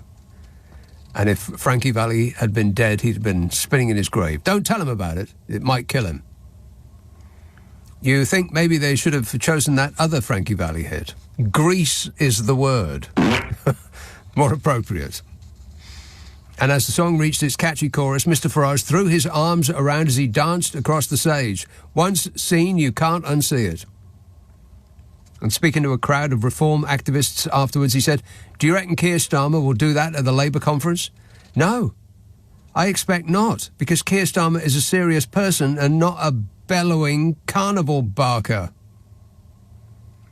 Explaining why he had just organised the gala party, Nigel Farage said, "I was asked earlier on, a few months ago, what should we do on the evening of the conference? Should we do what everybody else does and have a big formal sit-down dinner? I said no. We want singing, dancing, drinking, laughter, fun. And you know why? Because unlike other parties, we are real people." He actually said that. Prior to the evening, Farage had earlier appeared on the same stage to deliver his keynote conference speech. He told the 4,000-strong crowd that he thinks his promise to professionalise the party is now on track. He said, "I also promise that in future we will be vetting candidates rigorously at all levels." That's right. Candidates will be asked whether they want to be a candidate, and if they say yes, they've passed. And they can go straight to being recorded saying things that would get them locked up. Speaking to reporters after his keynote speech, Farage admitted that the voters punished his party at the general election for having bad apples among their ranks. You recall that a week before polling day, undercover footage revealed shocking comments by members of Nigel Farage's local team in Clacton. And if you really were shocked by any of that, then you haven't been paying attention. Wake up! Filming by an undercover investigator showed reform figures advocating shooting Channel migrants as target practice for army recruits. They said their party would bring back the noose, branded Rishi Sunak a bleeping bad word beginning with P, called for Muslims to be ejected for mosques so they can be turned into Wetherspoons pubs. You know, just normal, good-natured people speaking their minds. Correct. They were just asking questions, really. Should Muslims get ejected from mosques so that they can turn them into Wetherspoons? That's what they were saying. Should migrants be shot as target practice? They were just asking questions. Farage said, "We can't be clearer. If you are a racist bigot, there are other people that you can be attracted to, but it's not us." He was very clear about that. But it just makes you wonder what on earth drew racist bigots to a party boasting Nigel Farage, Lee Anderson and Anne Widdecombe in the first place. I can't for the life of me think. I'm just asking questions. 0345 6060 973. Anne of Kingston says, "Dear Nick, nothing..." Oh, no, that's the Oliver Hardy thing. Yes, yes, yes, yes, yes. No, no, no, no, no. Nick Abbot on LBC. Call 0345 6060 973. So they opened their big mouths and out came talk. Talk, talk. Mike in Sutton says, "Hi, Nick, what are your thoughts on Ribena? Personally, I don't trust it. Especially after they changed the recipe. Far too shifty for my liking. Discuss," says Mike. I haven't had Ribena since I was a kid, but that sounds pretty good right now. I would go for a couple of pints of that at this moment, as a matter of fact. Christine in Purley says, "Just seen Lee Anderson inciting the audience to break the law by ripping up their BBC licence renewal reminders. I'm disgusted," says Christine. Well, by the looks of that crowd, they wouldn't have the strength to rip them up. I wouldn't worry about it. Maidstone, hello, Rob. Hiya, Nick. So, I need your help. Yes. Now, my doctor tells me my blood pressure's really bad. Uh-oh. And I could have a cardiac arrest in 10 years. Uh-oh. Well, that wasn't good. That just means I've got to go on a diet. But in the meantime, I've got to deal with the press. I have to moderate my language there. Yeah, the press. Because, I was reading this stuff around Sue Gray and her pay. And they were all going on about how she was earning more than the Prime Minister. Oh, yeah. And then I had a look, and there are 4,000 civil servants at a senior civil servant level, which she was before she went to work for him. Yes. And their pay goes from £127,000 to £208,000 a year. What? So she would have been a mid-range senior civil servant if she stayed in her old job. And it means all these Tories going on about it, they had their own PMs, were all getting paid less than civil servants. It's a bit odd. I mean, I know he's the most important person in the country, and so you would think that he would be, his pay would be, if not necessarily right up there, then, there or thereabouts. But it says less about what the other people around him are being paid and more about what he himself is being paid, because I bet it's a low amount compared to the people that are running comparable countries. Well, yeah. So I think the American presidents get like $380,000 a year plus expenses. Right. I'd be surprised if it was that small. Really? Yeah, because Trump gave his away during one of his... Yeah, sure he did. yeah, you and I both know. He gave you a fiver and then picked £100 from your pocket. Yeah, told you were up on the deal. That's what he did. Yes, I'm just trying to work out how I can deal with the press, because every time I open a newspaper at the moment, I start banging my head against the wall, because they keep being downright liars. Yes, don't open the paper, Rob. There we are. Take a holiday from all that. It's actually not good for your health. Reading the papers all the day, being hooked on the constant 24-hour news cycle, always looking for an update. You read the paper or you read a news site 20 minutes ago. What else has happened? And that's the thing with the internet. And I've mentioned this before. The reason it's so stressful, and you probably aren't aware that there is stress involved in reading the news on the internet, but the reason I believe that there is because there is no end to it. If you've got a newspaper in your hand, the physical product, then you know where the end is because you're holding it. And beyond that, there is nothing to read. And so you will read all of this. You could read the whole thing from cover to cover, and then you fold it and you put it down, and there is no update. If you come back to it in 20 minutes, it's the same thing. But the internet, it never ends.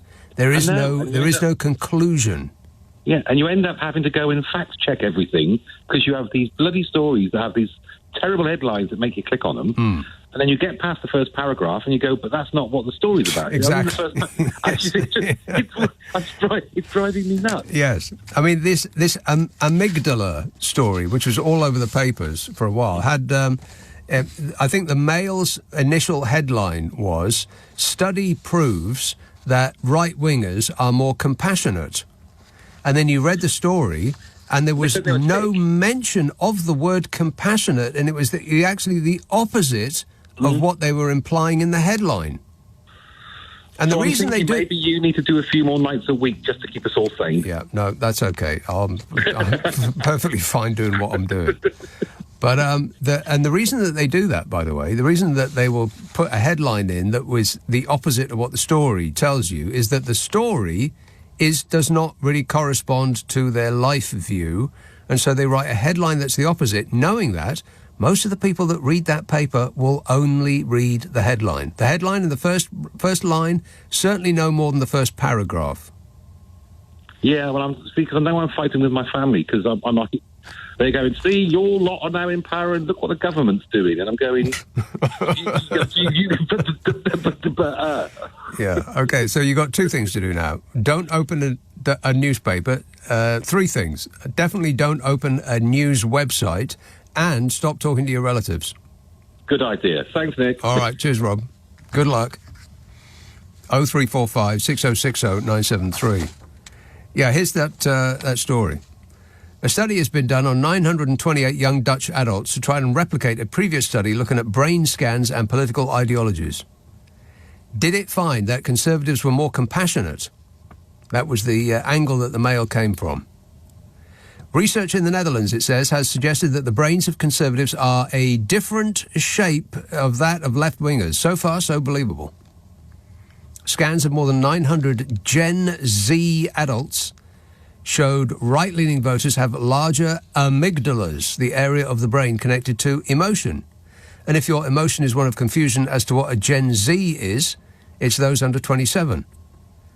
And if your emotion is one of confusion as to why we have to say Z, not Z, well, Zed's dead, baby. Zed's dead.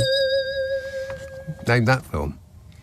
Scans of more than 900 Gen Z adults showed right-leaning voters have larger amygdalas. An amygdala is the area of the brain connected to emotion. It also builds on a landmark research originally commissioned by Colin Firth, weirdly, as part of his role as a guest editor of a radio programme on the other side, that uncovered a strong correlation between increased grey matter in the amygdala area and political views. And what the Mail fails to point out is what kind of emotions is the amygdala responsible for. This is from the study. They say the amygdala has a critical role in processing of negative, aversive human emotions like sadness, fear and threat. And that makes sense. Right-wingers aren't more emotional. They're not more compassionate, which was the headline on the story, despite there not being any mention of compassionate in the story itself or in the research that it was about. What right-wingers react more to is sadness, fear and threat. That makes sense, doesn't it? I mean, just listen to all of the people that appeal to right-wingers.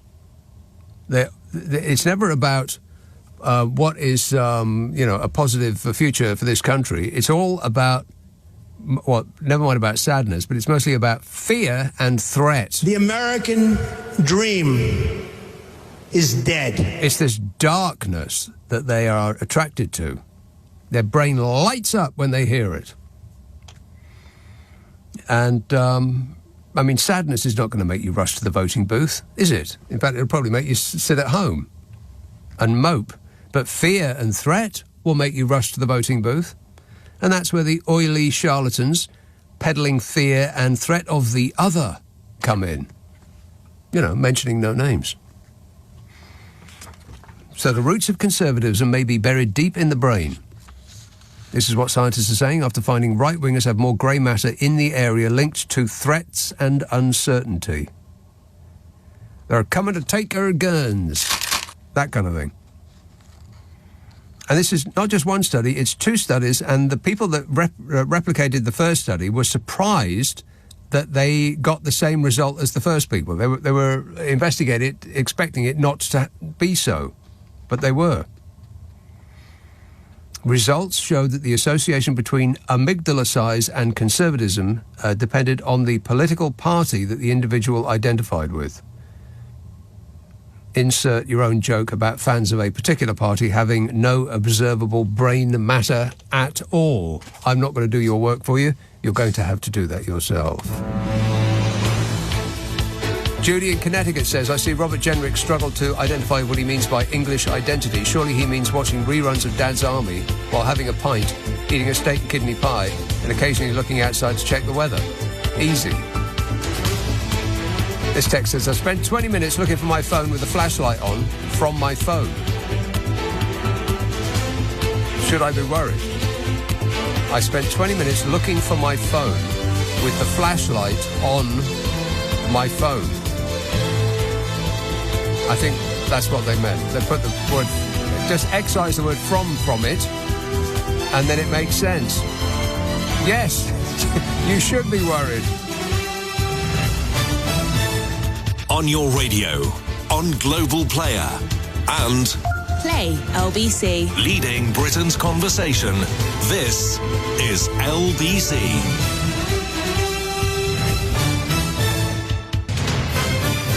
This is LBC from Global, leading Britain's conversation with Nick Abbot. Hello.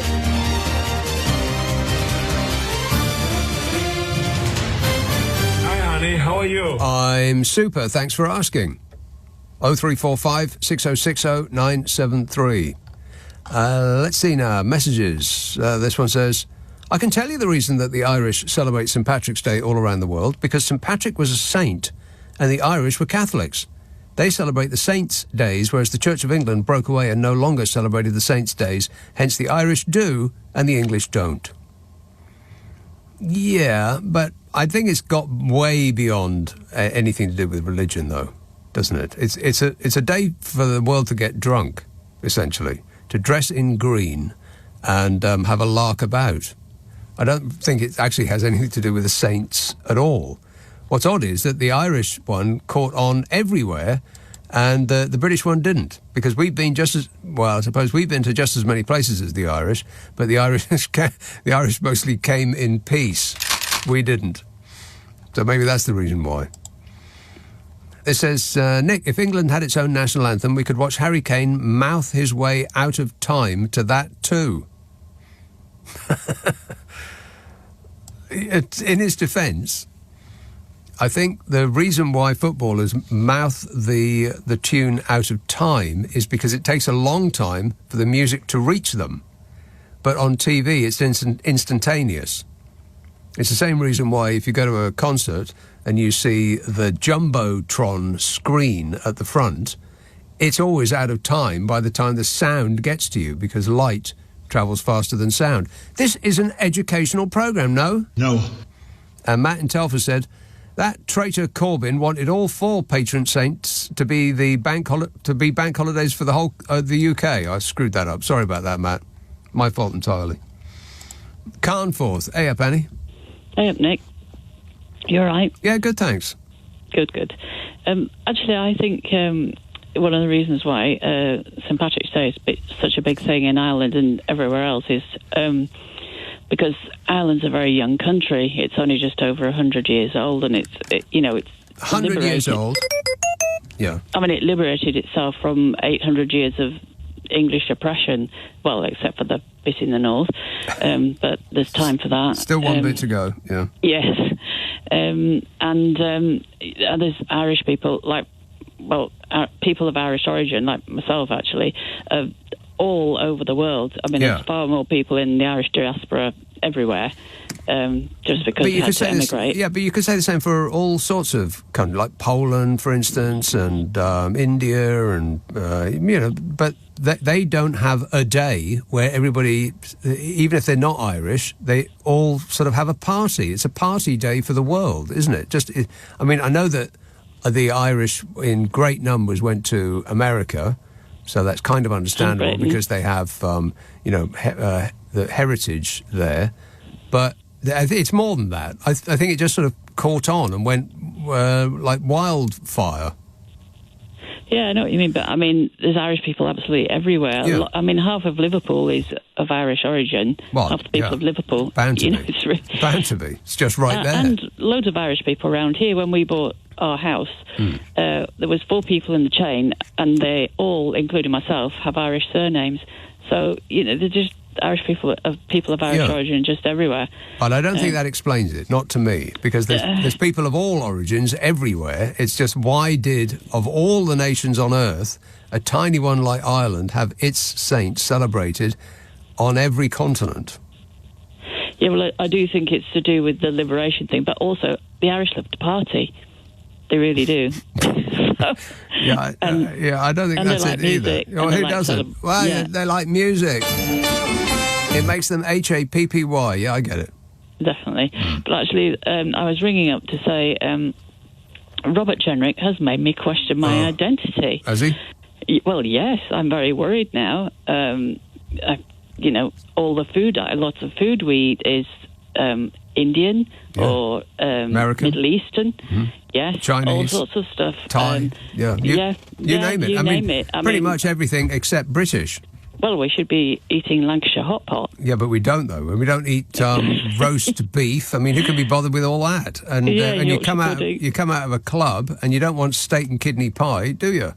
No, definitely not. And then all the music I listen to, loads of African-American music and Irish music, music from all over the world. And the clothes you buy, French, Italian, made in Bangladesh, nothing to do with Britain. Yeah, I was going to say mainly made in Bangladesh or India. Everywhere. So, I mean, it's just such a load of nonsense, isn't it? And he's such a scary creature and is quite likely to be the leader, I think. I don't know. Is he scary or is he comically inept? And it just seems like such thin gruel to me.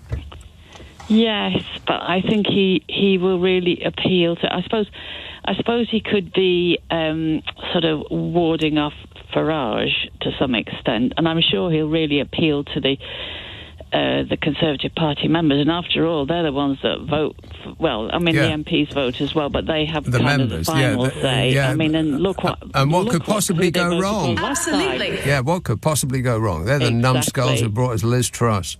Yes, I mean, you wouldn't think that they could do worse, but, I mean, anything is possible.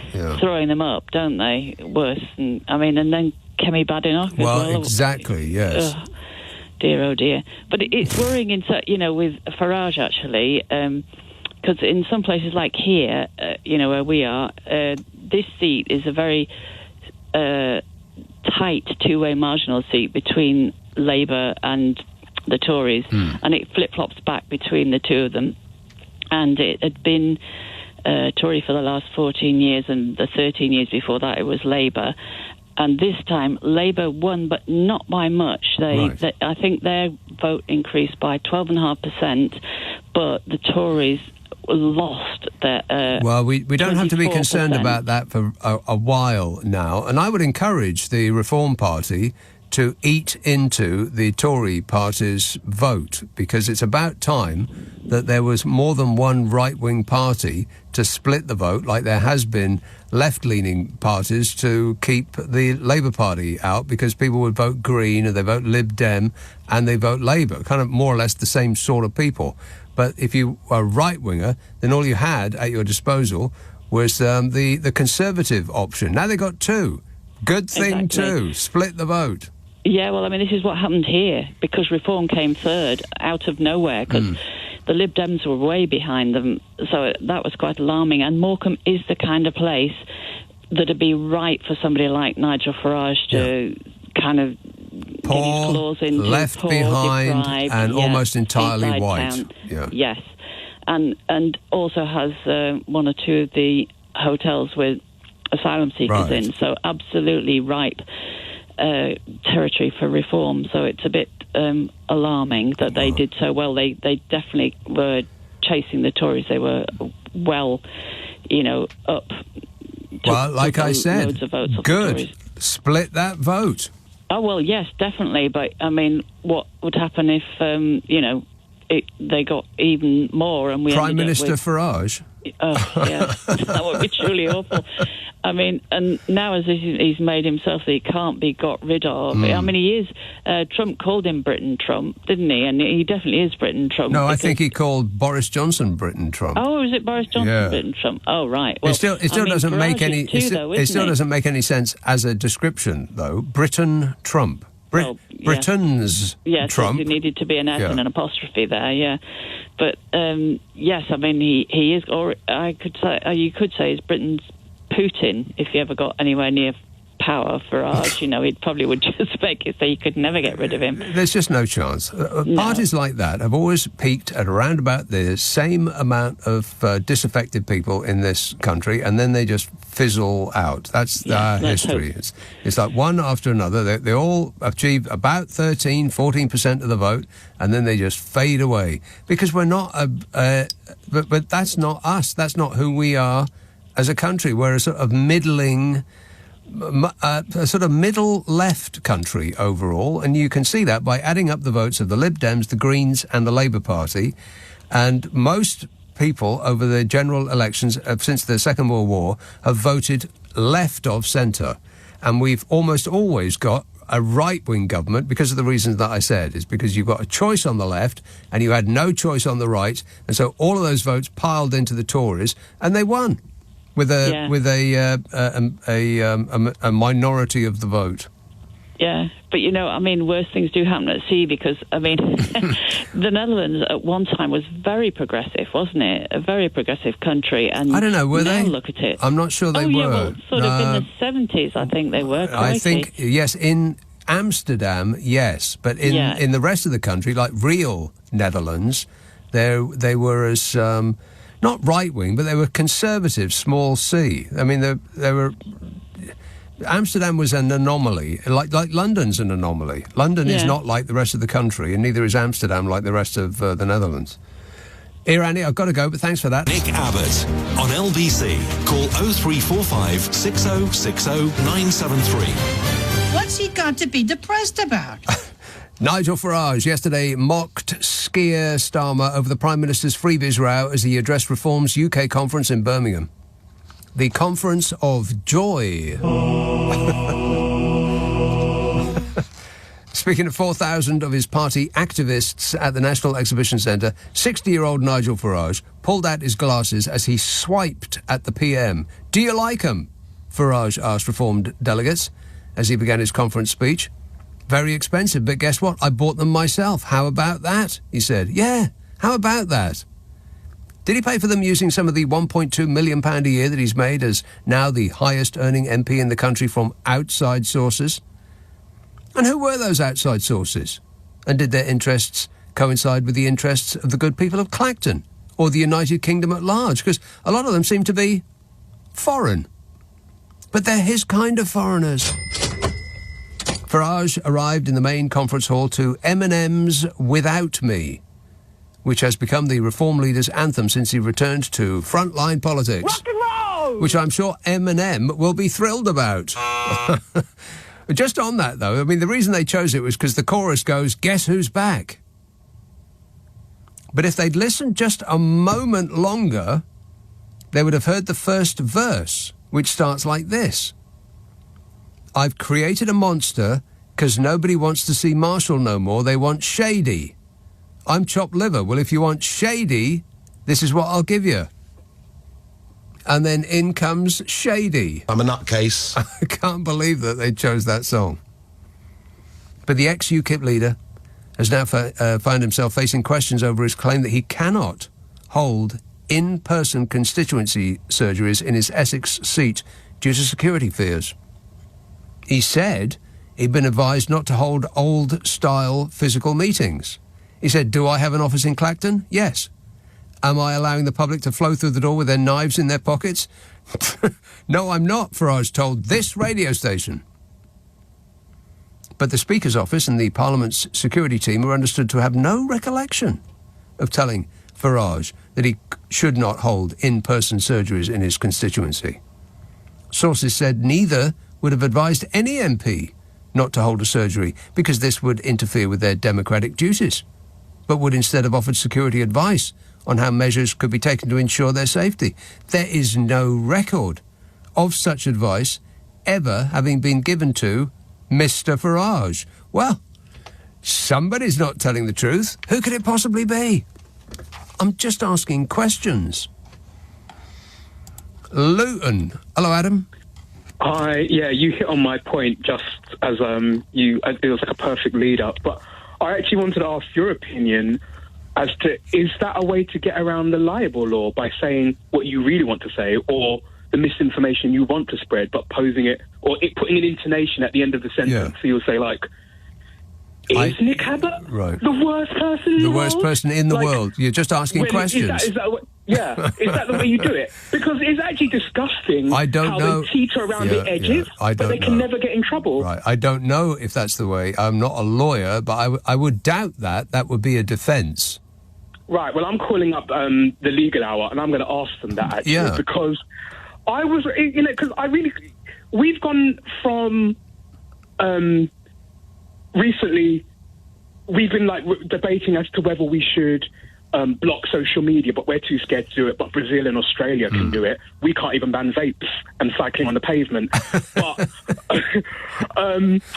meanwhile, this week, when the second assassination attempt was done on Trump, Elon Musk's response was, "And why is no one shooting Kamala?" ? And I mean, how is that not incitement? He didn't say that, did he?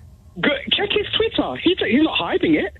And it's just unbelievable. And I just thought to myself, surely, given that we know he likes to retweet far-right things, and he's on the side of Tommy Robinson, he's on the side of Nigel and Trump, and should we not then, much like Trump took his followers off of Twitter when he got kicked off and set up as Truth Social, why doesn't the left wing do what they do to GB News and come off of Twitter, so that way they will be forced to... The press will not ignore them because they will always have to follow what they have to say, but we can't be on his page anymore because he's actually an evil Bond villain at this point, stroking a bull's cat. It's really weird. Yes. They're all really weird. I mean, that word weird just sticks to them like glue. They can't get past it. But once you hear it of them, weird, then you can't unhear it. And you think, well, the very definition of the word, Trump and all of the rest of them, J.D. Vance, look up the word weird in the dictionary, and it's got a picture of J.D. Vance, who's trying to have a conversation with somebody in a donut shop and failing. Well, he does look like he goes to donut shops a lot. I mean, was he on... I mean, so if you look at old pictures of him, and the person you said that he used to look like, I think his name is Adam Lambert? The guy you said he looked like? He looked like the guy who wears a lot of makeup. Who sings for Queen now. Yeah, now. But actually he looks a bit like the Fat Controller from Thomas the Tank Engine. And so if we were going to... if I wanted to be horrible about him, could I say... Is he on Ozempic? Is he? I don't know. I'm just posing questions. Just asking questions. I don't know whether that's a legal defence, Adam. I sort of doubt it, particularly in this country where people, the rich flock to from all over the world to sue people for libel in this country because the laws are so very favourable for those who've got the money. It's all about the money, honey. Got to go, Adam. Thanks for that. 0345 6060 973. He was furious. He was very, very angry. With justification. Guy says, I'm a Brit living in the US. Interestingly enough, this morning, an American friend of ours from a military family said how concerned she was that the Trump brigade of the Republican Party are taking over the American flag. And when you see somebody flying it outside the house, it gives an indication that they are likely to be Republican. Well, yes, that is true. The flag of each country belongs to the people and should not be taken hostage, says Guy. Yeah, especially not by the dinglings. Those people. It's sort of weird that it's become the preserve of the far right to have overt displays of patriotism. It's almost like they're making up for something. I mean, most people don't need to fly the flag off their house just to show that they love their country. But certain individuals feel that it is necessary. Curious. This text says, my neighbour's cat looks like it's planning world domination. Should I be concerned or offer it a seat in the party of opposition? Well, I think if your neighbour's cat looks like it's planning world domination, it probably is. And it's sizing you up to be its scratching post. I'd move if I were you. This text says, this week I've mostly been eating bourbon biscuits. Well, that is the nutritional way to start the day. There's no doubt about that. And that is the official position of LBC.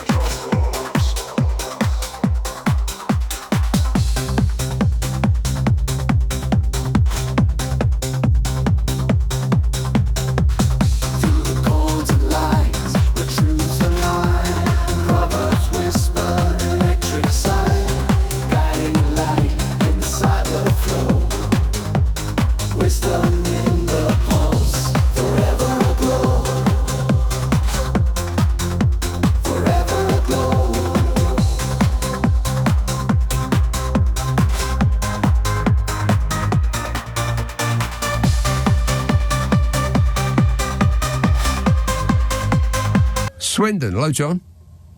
Hi, Nick. Lovely to speak to you. I've got a couple of quick things before I get on to my main point.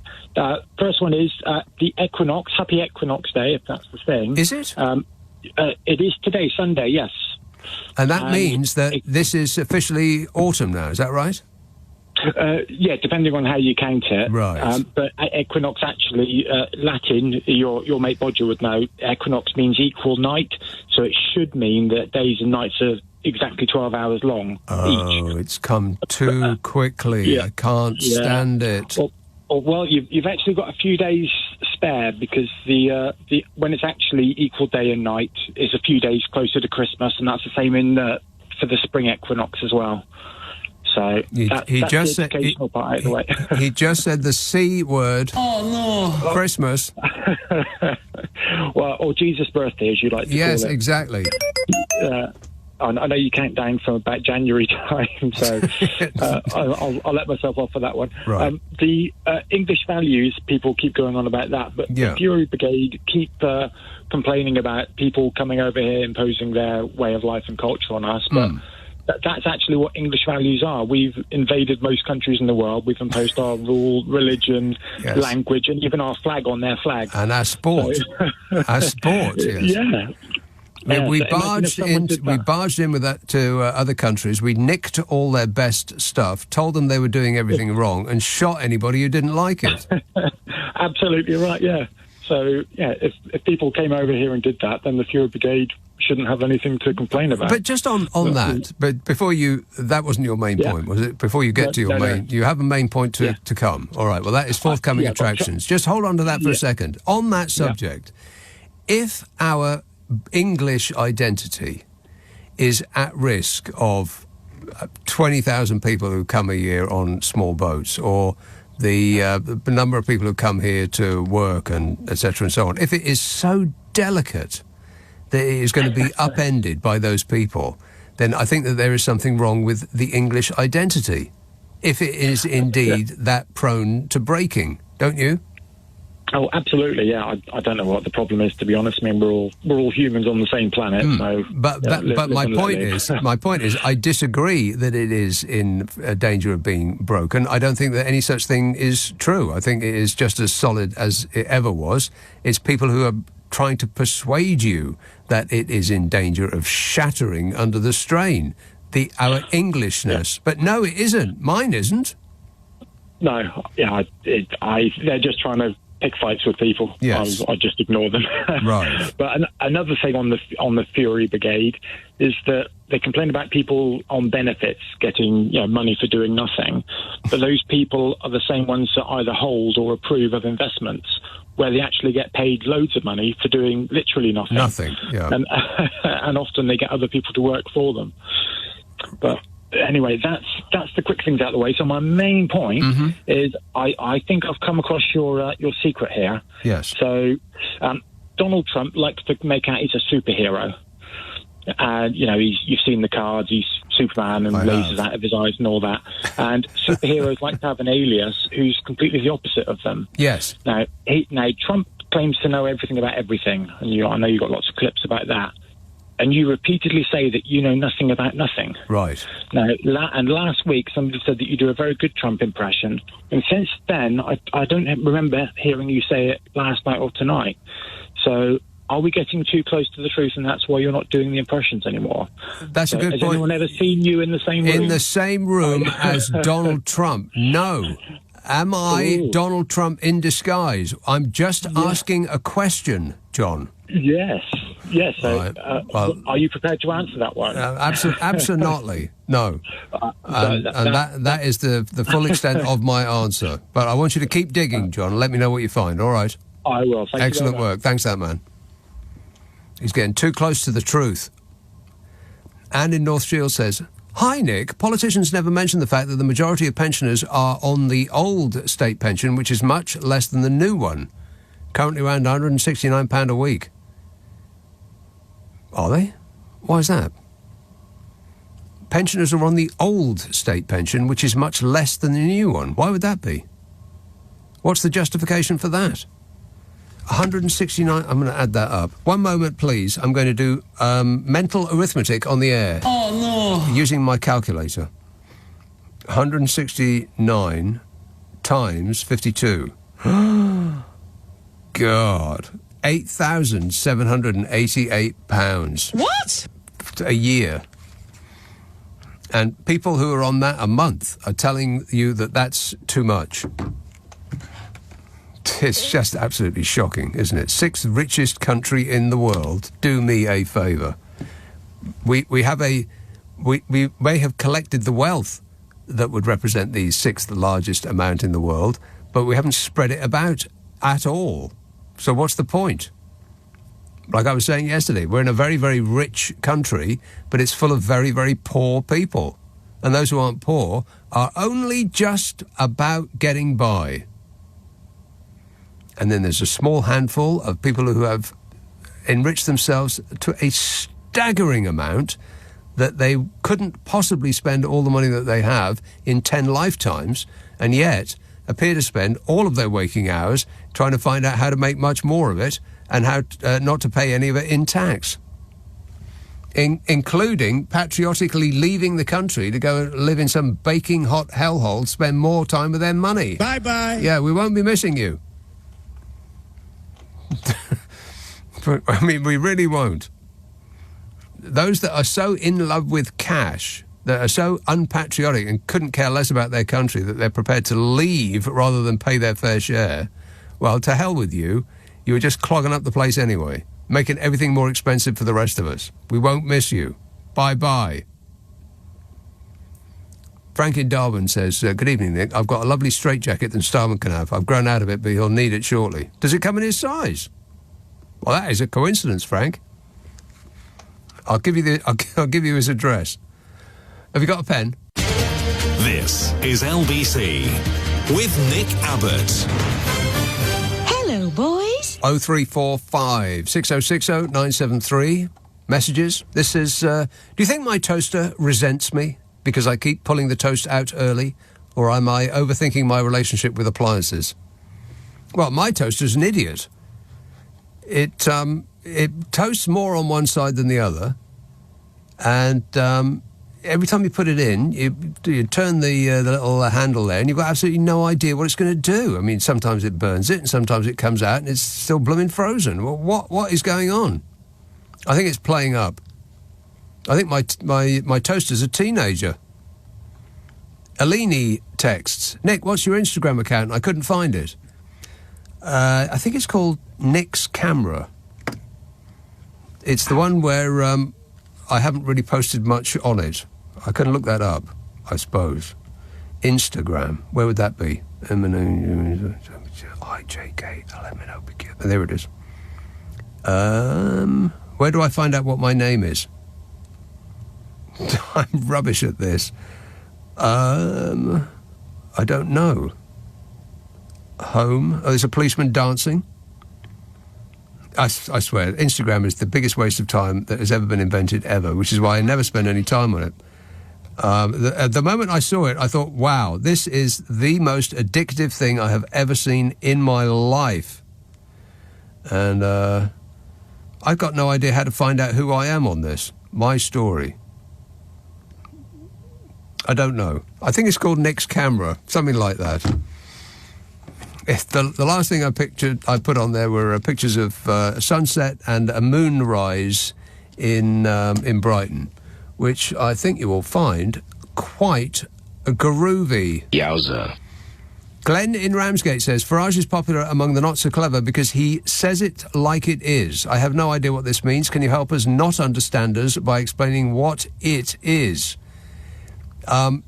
People say that about Donald Trump. He tells it like it is, which is obviously the opposite of the truth. So anybody who's investigated what he says for 10 seconds. Liar! He lies and he lies and he lies. And his fans say, oh, well, he tells it like it is. What they mean is he says things they agree with. Or he says things that they want to be true. It is the inverse of what it is. My Instagram account is Abbot's Camera, 2 B's, 1 T. By the way, that's the correct spelling. Abbot's Camera, 2 B's, 1 T. How did you find that? I follow you. Oh, right. Well, that's alarming. Where to? Yes, they've spelt it wrong on the Nick Abbott Habit. What? Yeah. They've spelt my name wrong on the Nick Abbott Habit. I think maybe on the whole show as well. That policeman's still dancing, by the way. Stop looking at Instagram. I swear, social media it's just awful, isn't it? I mean, what did we used to do with the time that we now waste on social media? I have to physically stop myself from getting up in the morning and having my breakfast looking at social media, and then by 12 I haven't done anything. 3 hours just sitting in front of it, staring at it, doing nothing, learning nothing. The time just disappears. What did I used to do with that time? Well, watch TV. I mean, at least there was, you might learn something on TV. At least it was relaxing. It was lean back entertainment. As opposed to furious, angry, leaning forward stuff, which is social media. Yes, I think that certain individuals need to be corrected for inventing it in the first place. But, of course, they won't be corrected because they are now trillionaires. And trillionaires don't ever get corrected. Let that be a lesson to you. If you haven't made the effort to become a trillionaire, then you get all you deserve. Sevenoaks, hi, Mark. Hi.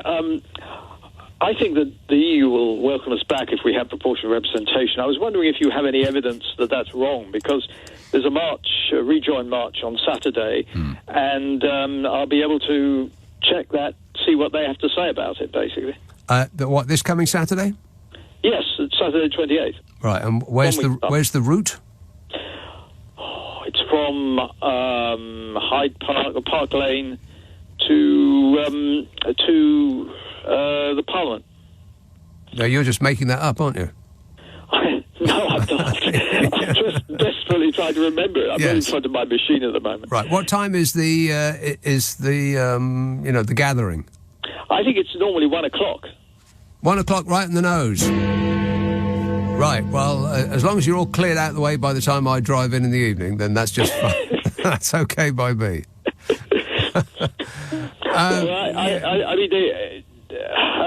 Mike from Beverley has suggested that we concentrate on campaigning for proportional representation rather than You are never going to get proportional representation, and the reason is because those in the position of power to give it to you don't want to give up the power. Well, look at the way the Labour Party is behaving. They still seem to be afraid of those constituencies where they're Reform voters that are marginal. Yes. I mean, they have a big majority in terms of seats at the moment, so they'll be okay for the next 5 years. But, right. They're behaving as if they're worried about what's going to happen at the next general election, essentially. Correct. And if they were to introduce proportional representation, they will be guaranteed a Labour Prime Minister at the next election. I mean, obviously, Labour won't get a majority in the sense of 50% of the vote. No party's done that for, as far as I can remember, for centuries. But nevertheless, the parties that will be with them in the coalition will be the Lib Dems and the Greens. I think the last time a party got more than 50% of the vote was the Tories, and there's a bloke next door who's actually giving us the straight dope. 1931, it was the Tories. I knew it was the Tories. I didn't know it was as far back as 1931, but there you are. But it's always there or thereabouts, and we can go around and around and around, but I just don't believe that a party who is in power, in a position to give you proportional representation, would give up that power, because they would imagine that they will always be able to cling on to that power. They're not expecting to lose the following election. So they are, sort of, because they're worried about these constituencies, marginal constituencies with Reform voters, and that is influencing the way they're behaving. On various things. I agree entirely, but there's no point in talking about this for very much longer, because I just don't think it's going to happen. But I wish you all the best on your march, Mark, and I hope that the weather's nice. All right. Thanks, Ian. Okay, cheers, mate. Not the answer he was requiring. This text says, how long do I have to hold eye contact with a stranger before it's considered a staring contest? That's an excellent question. It depends where you are. If you are in Britain, then I would say about 1 millisecond, just enough to ensure that they're not coming at you with a knife, but not long enough to see what colour eyes they've got. If you're in Holland, about 3 hours. If you're walking down the street and every single person that passes you will lock onto your eyes with laser-like precision. And if they haven't, it's almost like they're reading your brain. And if they don't have enough information by the time you pass, then they will stop dead in the street, and you'll be staring at each other for hours. It's weird, that. Brits are very unused to it. It really did strike me the first time I went to Holland how much they stare at you. I mean, I may have been staggering around a bit, but I'm sure that didn't have anything to do with it. No, they really lock on eyeballs in Holland. In this country, not so much. We'd rather stare at the pavement for our entire lives than look at somebody in the eye. I mean, that's what the Evening Standard's very existence is down to. People not wanting eye contact with people on the tube. So give them a paper that they can read in the 20 minutes that it takes to get from Leicester Square to Camden Town. And then and they'll be able to stare at that for that period of time, which means they won't have to look at other people. That's a fairly full and complete answer, I think you'll find. Thank you. You're welcome. 0345 6060 973. Let's have Devon. Hello, Rose. Hi, Nick. Rose. Hello, dear. Just quick, three. The first one is I'm a quarter Scottish, so I don't feel desperately English, I suppose. Where were you born, though? Oxford. Right, so England. Yeah. Yes. Does that not make you more English than Scottish? Yes. Well, it does. Yes, yes. Grandad was Scottish. I think he came from Castle Douglas. Right. Yes. He was driving munitions in the First World War, so he was a bit weird after that, bless him. He was doing what? He was a driver, and so when they were called up in the war, the First World War... Did you say he was driving musicians? Oh, no, munitions. Munitions, that makes more sense. Yes, exactly. I thought the First World War, musical accompaniment, that doesn't sound right. Yes. I've got a good Scottish name. I suppose I ought not to say it, should I really? I should break my anonymity. Yeah, don't. The second thing, I just happened to hear on the radio this morning a journalist who'd been in Afghanistan when the Taliban returned, a few years ago. Right. When they came back in. She'd been there, and she was talking generally about being on the front line. But it made me prick up my ears, because she said that one of the first things they did was paint over a lot of wonderful artwork, murals. And I thought, is this a thing? Painting over murals. It's strange, isn't it?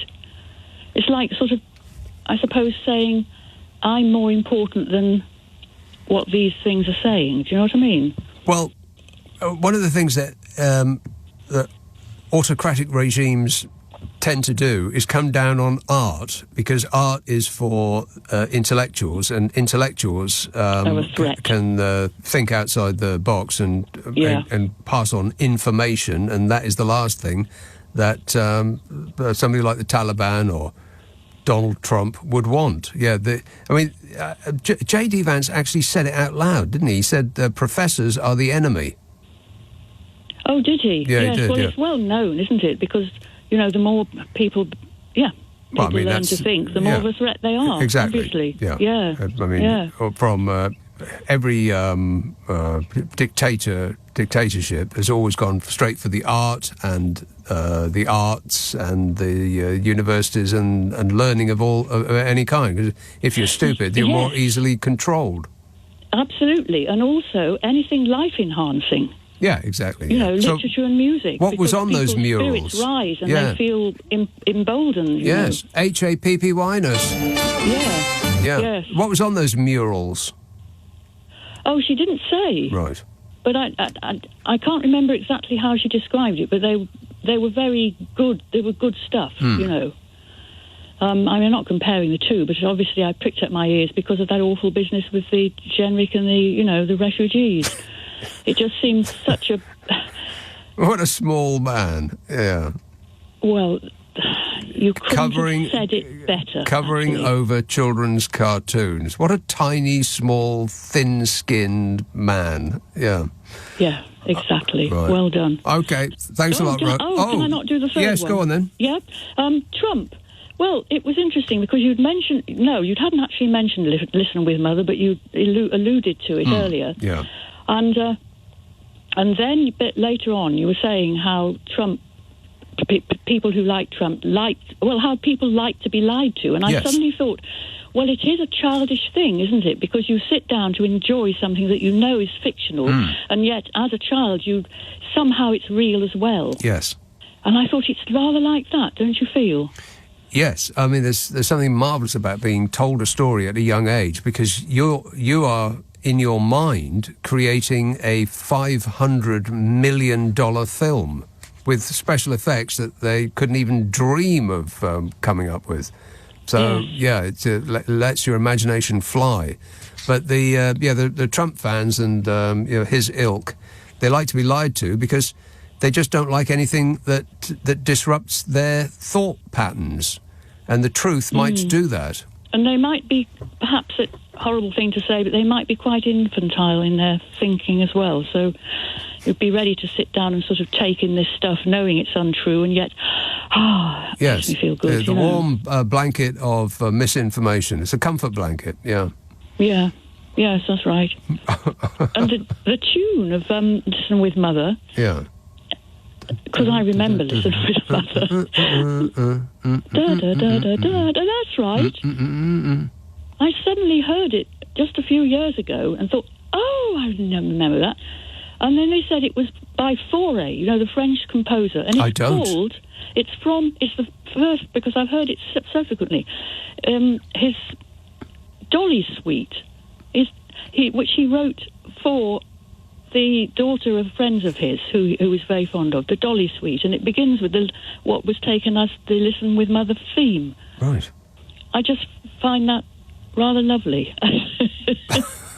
Sorry, Nick. That's okay. I'm wanting to be 5 again, see, aren't I? I'm just the same as anyone else. Well, after this call, we know more than we did before, and that's the important part. Thanks a lot, Rose. Cheers. Yeah, you've just explained it to us. Oh, yes, I Yeah, see. there you are, you see. Yeah, all right. Okay, thanks, Rose. Leading Britain's conversation. Nick Abbott. Alexa, send a comment to LBC.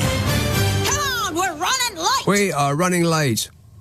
Alexandra in Crystal Palace says, "Hi, Nick, why don't you set up a record label and release a series of compilations of greatest calls? I'd love to own a copy of the best of Jonathan from Harrow or Mike from Beverley. The Platinum Collection on limited edition transparent splatter vinyl. I mean it," says Alexandra. Alexandra, I do a best of. It's called the Nick Abbott Habit. I go through old shows and I clip up the best ofs. It's 30 minutes of concentrated amusement, and it comes out on a Monday. And I've clipped up this week's already, and there's some funny stuff in there, I can tell you.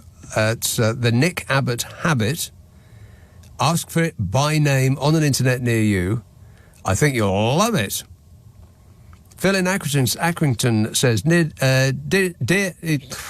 Phil, what? Phil in Accrington texts, "Did you hear Anne Widdecombe's speech at the Reform Conference?" Phil, I didn't. Did it go something like... Was it about that? Something like that? This says, if the pound is strong, we sell less goods overseas because it makes it too expensive for them to buy. Therefore, we export less, and that affects the economy. Yeah, no doubt about it.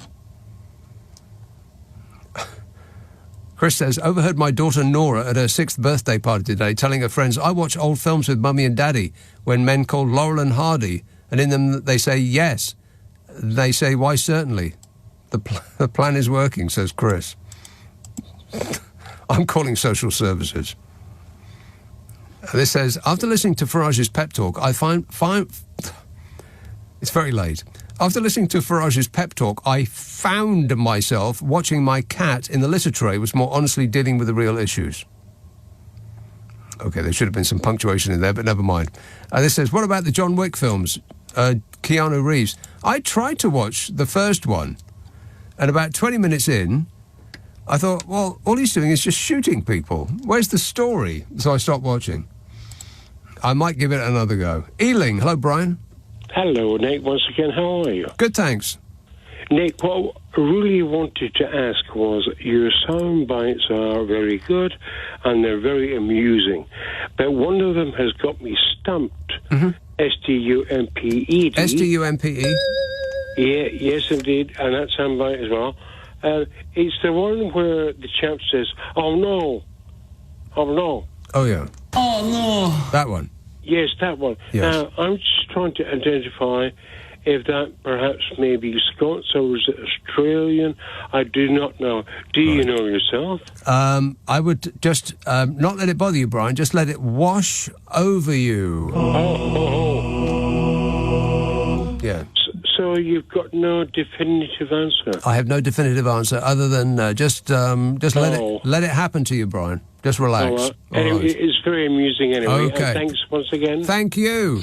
Thank you. Appreciate it, Brian. 0345 6060 973. This text says, Pulp Fiction, also the Sam Jackson line, and that's a tasty burger. What does that mean? What does that mean? Yeah, so I think sometimes people send a message at the moment of me saying something and don't give me any context, expecting me to read it the instant it comes in. But by the time I do actually get to it, which is an hour or so later, I have absolutely no idea what they're talking about anymore. You have to explain it. We're not having a conversation. It says, "Hi, Nick, I've got a cold. Oh, really? Stop whining. One of them ones that switches sides in your nose depending on which side you lay on, and then wakes you up as you choke on... Oh, God. Can you recommend any fix for this? Yeah, don't switch sides. Just lie on one side, on your right side. Because if you lie on your left side, your heart gets squished. All the internal organs squishes your heart, which is not good for you, not good for that particular organ. So if you, flatten your back is probably best, but on your right side, it gives your heart a bit of a breather. This is educational, isn't it? No. I'm giving medical advice now. Birmingham. Hello, Matt. You're right, Nick. Yes, good, thanks. Just to expand on something you said earlier about the ticking of the boxes. Yes. To prove you're not a bot. You are partly right, but just to expand on it, the information is gathered for self-driving vehicles. It's to identify objects which could possibly run into. We must be talking about a different thing. I'm talking about the thing online that prevents you from getting into a website before you can prove that you're a robot. No, yes, the data is collected and put into a database, as well as put for like Tesla for their self-driving cars, and it's for research. It's more for the research purpose of identifying these objects. So we're actually doing a job for these companies, but not getting paid for it. It's brilliant. Right. I think everything that you just said is not true. You're telling me that those boxes of 9 pictures that have little bits of cars or bicycles in, and we are identifying them, they're using that to program self-driving cars so that they can identify what's a car and a bike? Yes. Yes. I'm deciding not to believe that, but better luck next time. Yeah, I'm thinking... No. Yeah. No. Can you prove to me that you're not a robot, Matt? And he's gone. There you are, you see. Proof positive. Affirmative. Yeah. I wonder how long it took him to come up with that. Ages, I bet. Sally says, I've spent the last 2 days at the Reform Conference and I have never seen so many young people at a conference ever. Young madness men and women as young as 18, all there wanting to build a better future. The media don't report that.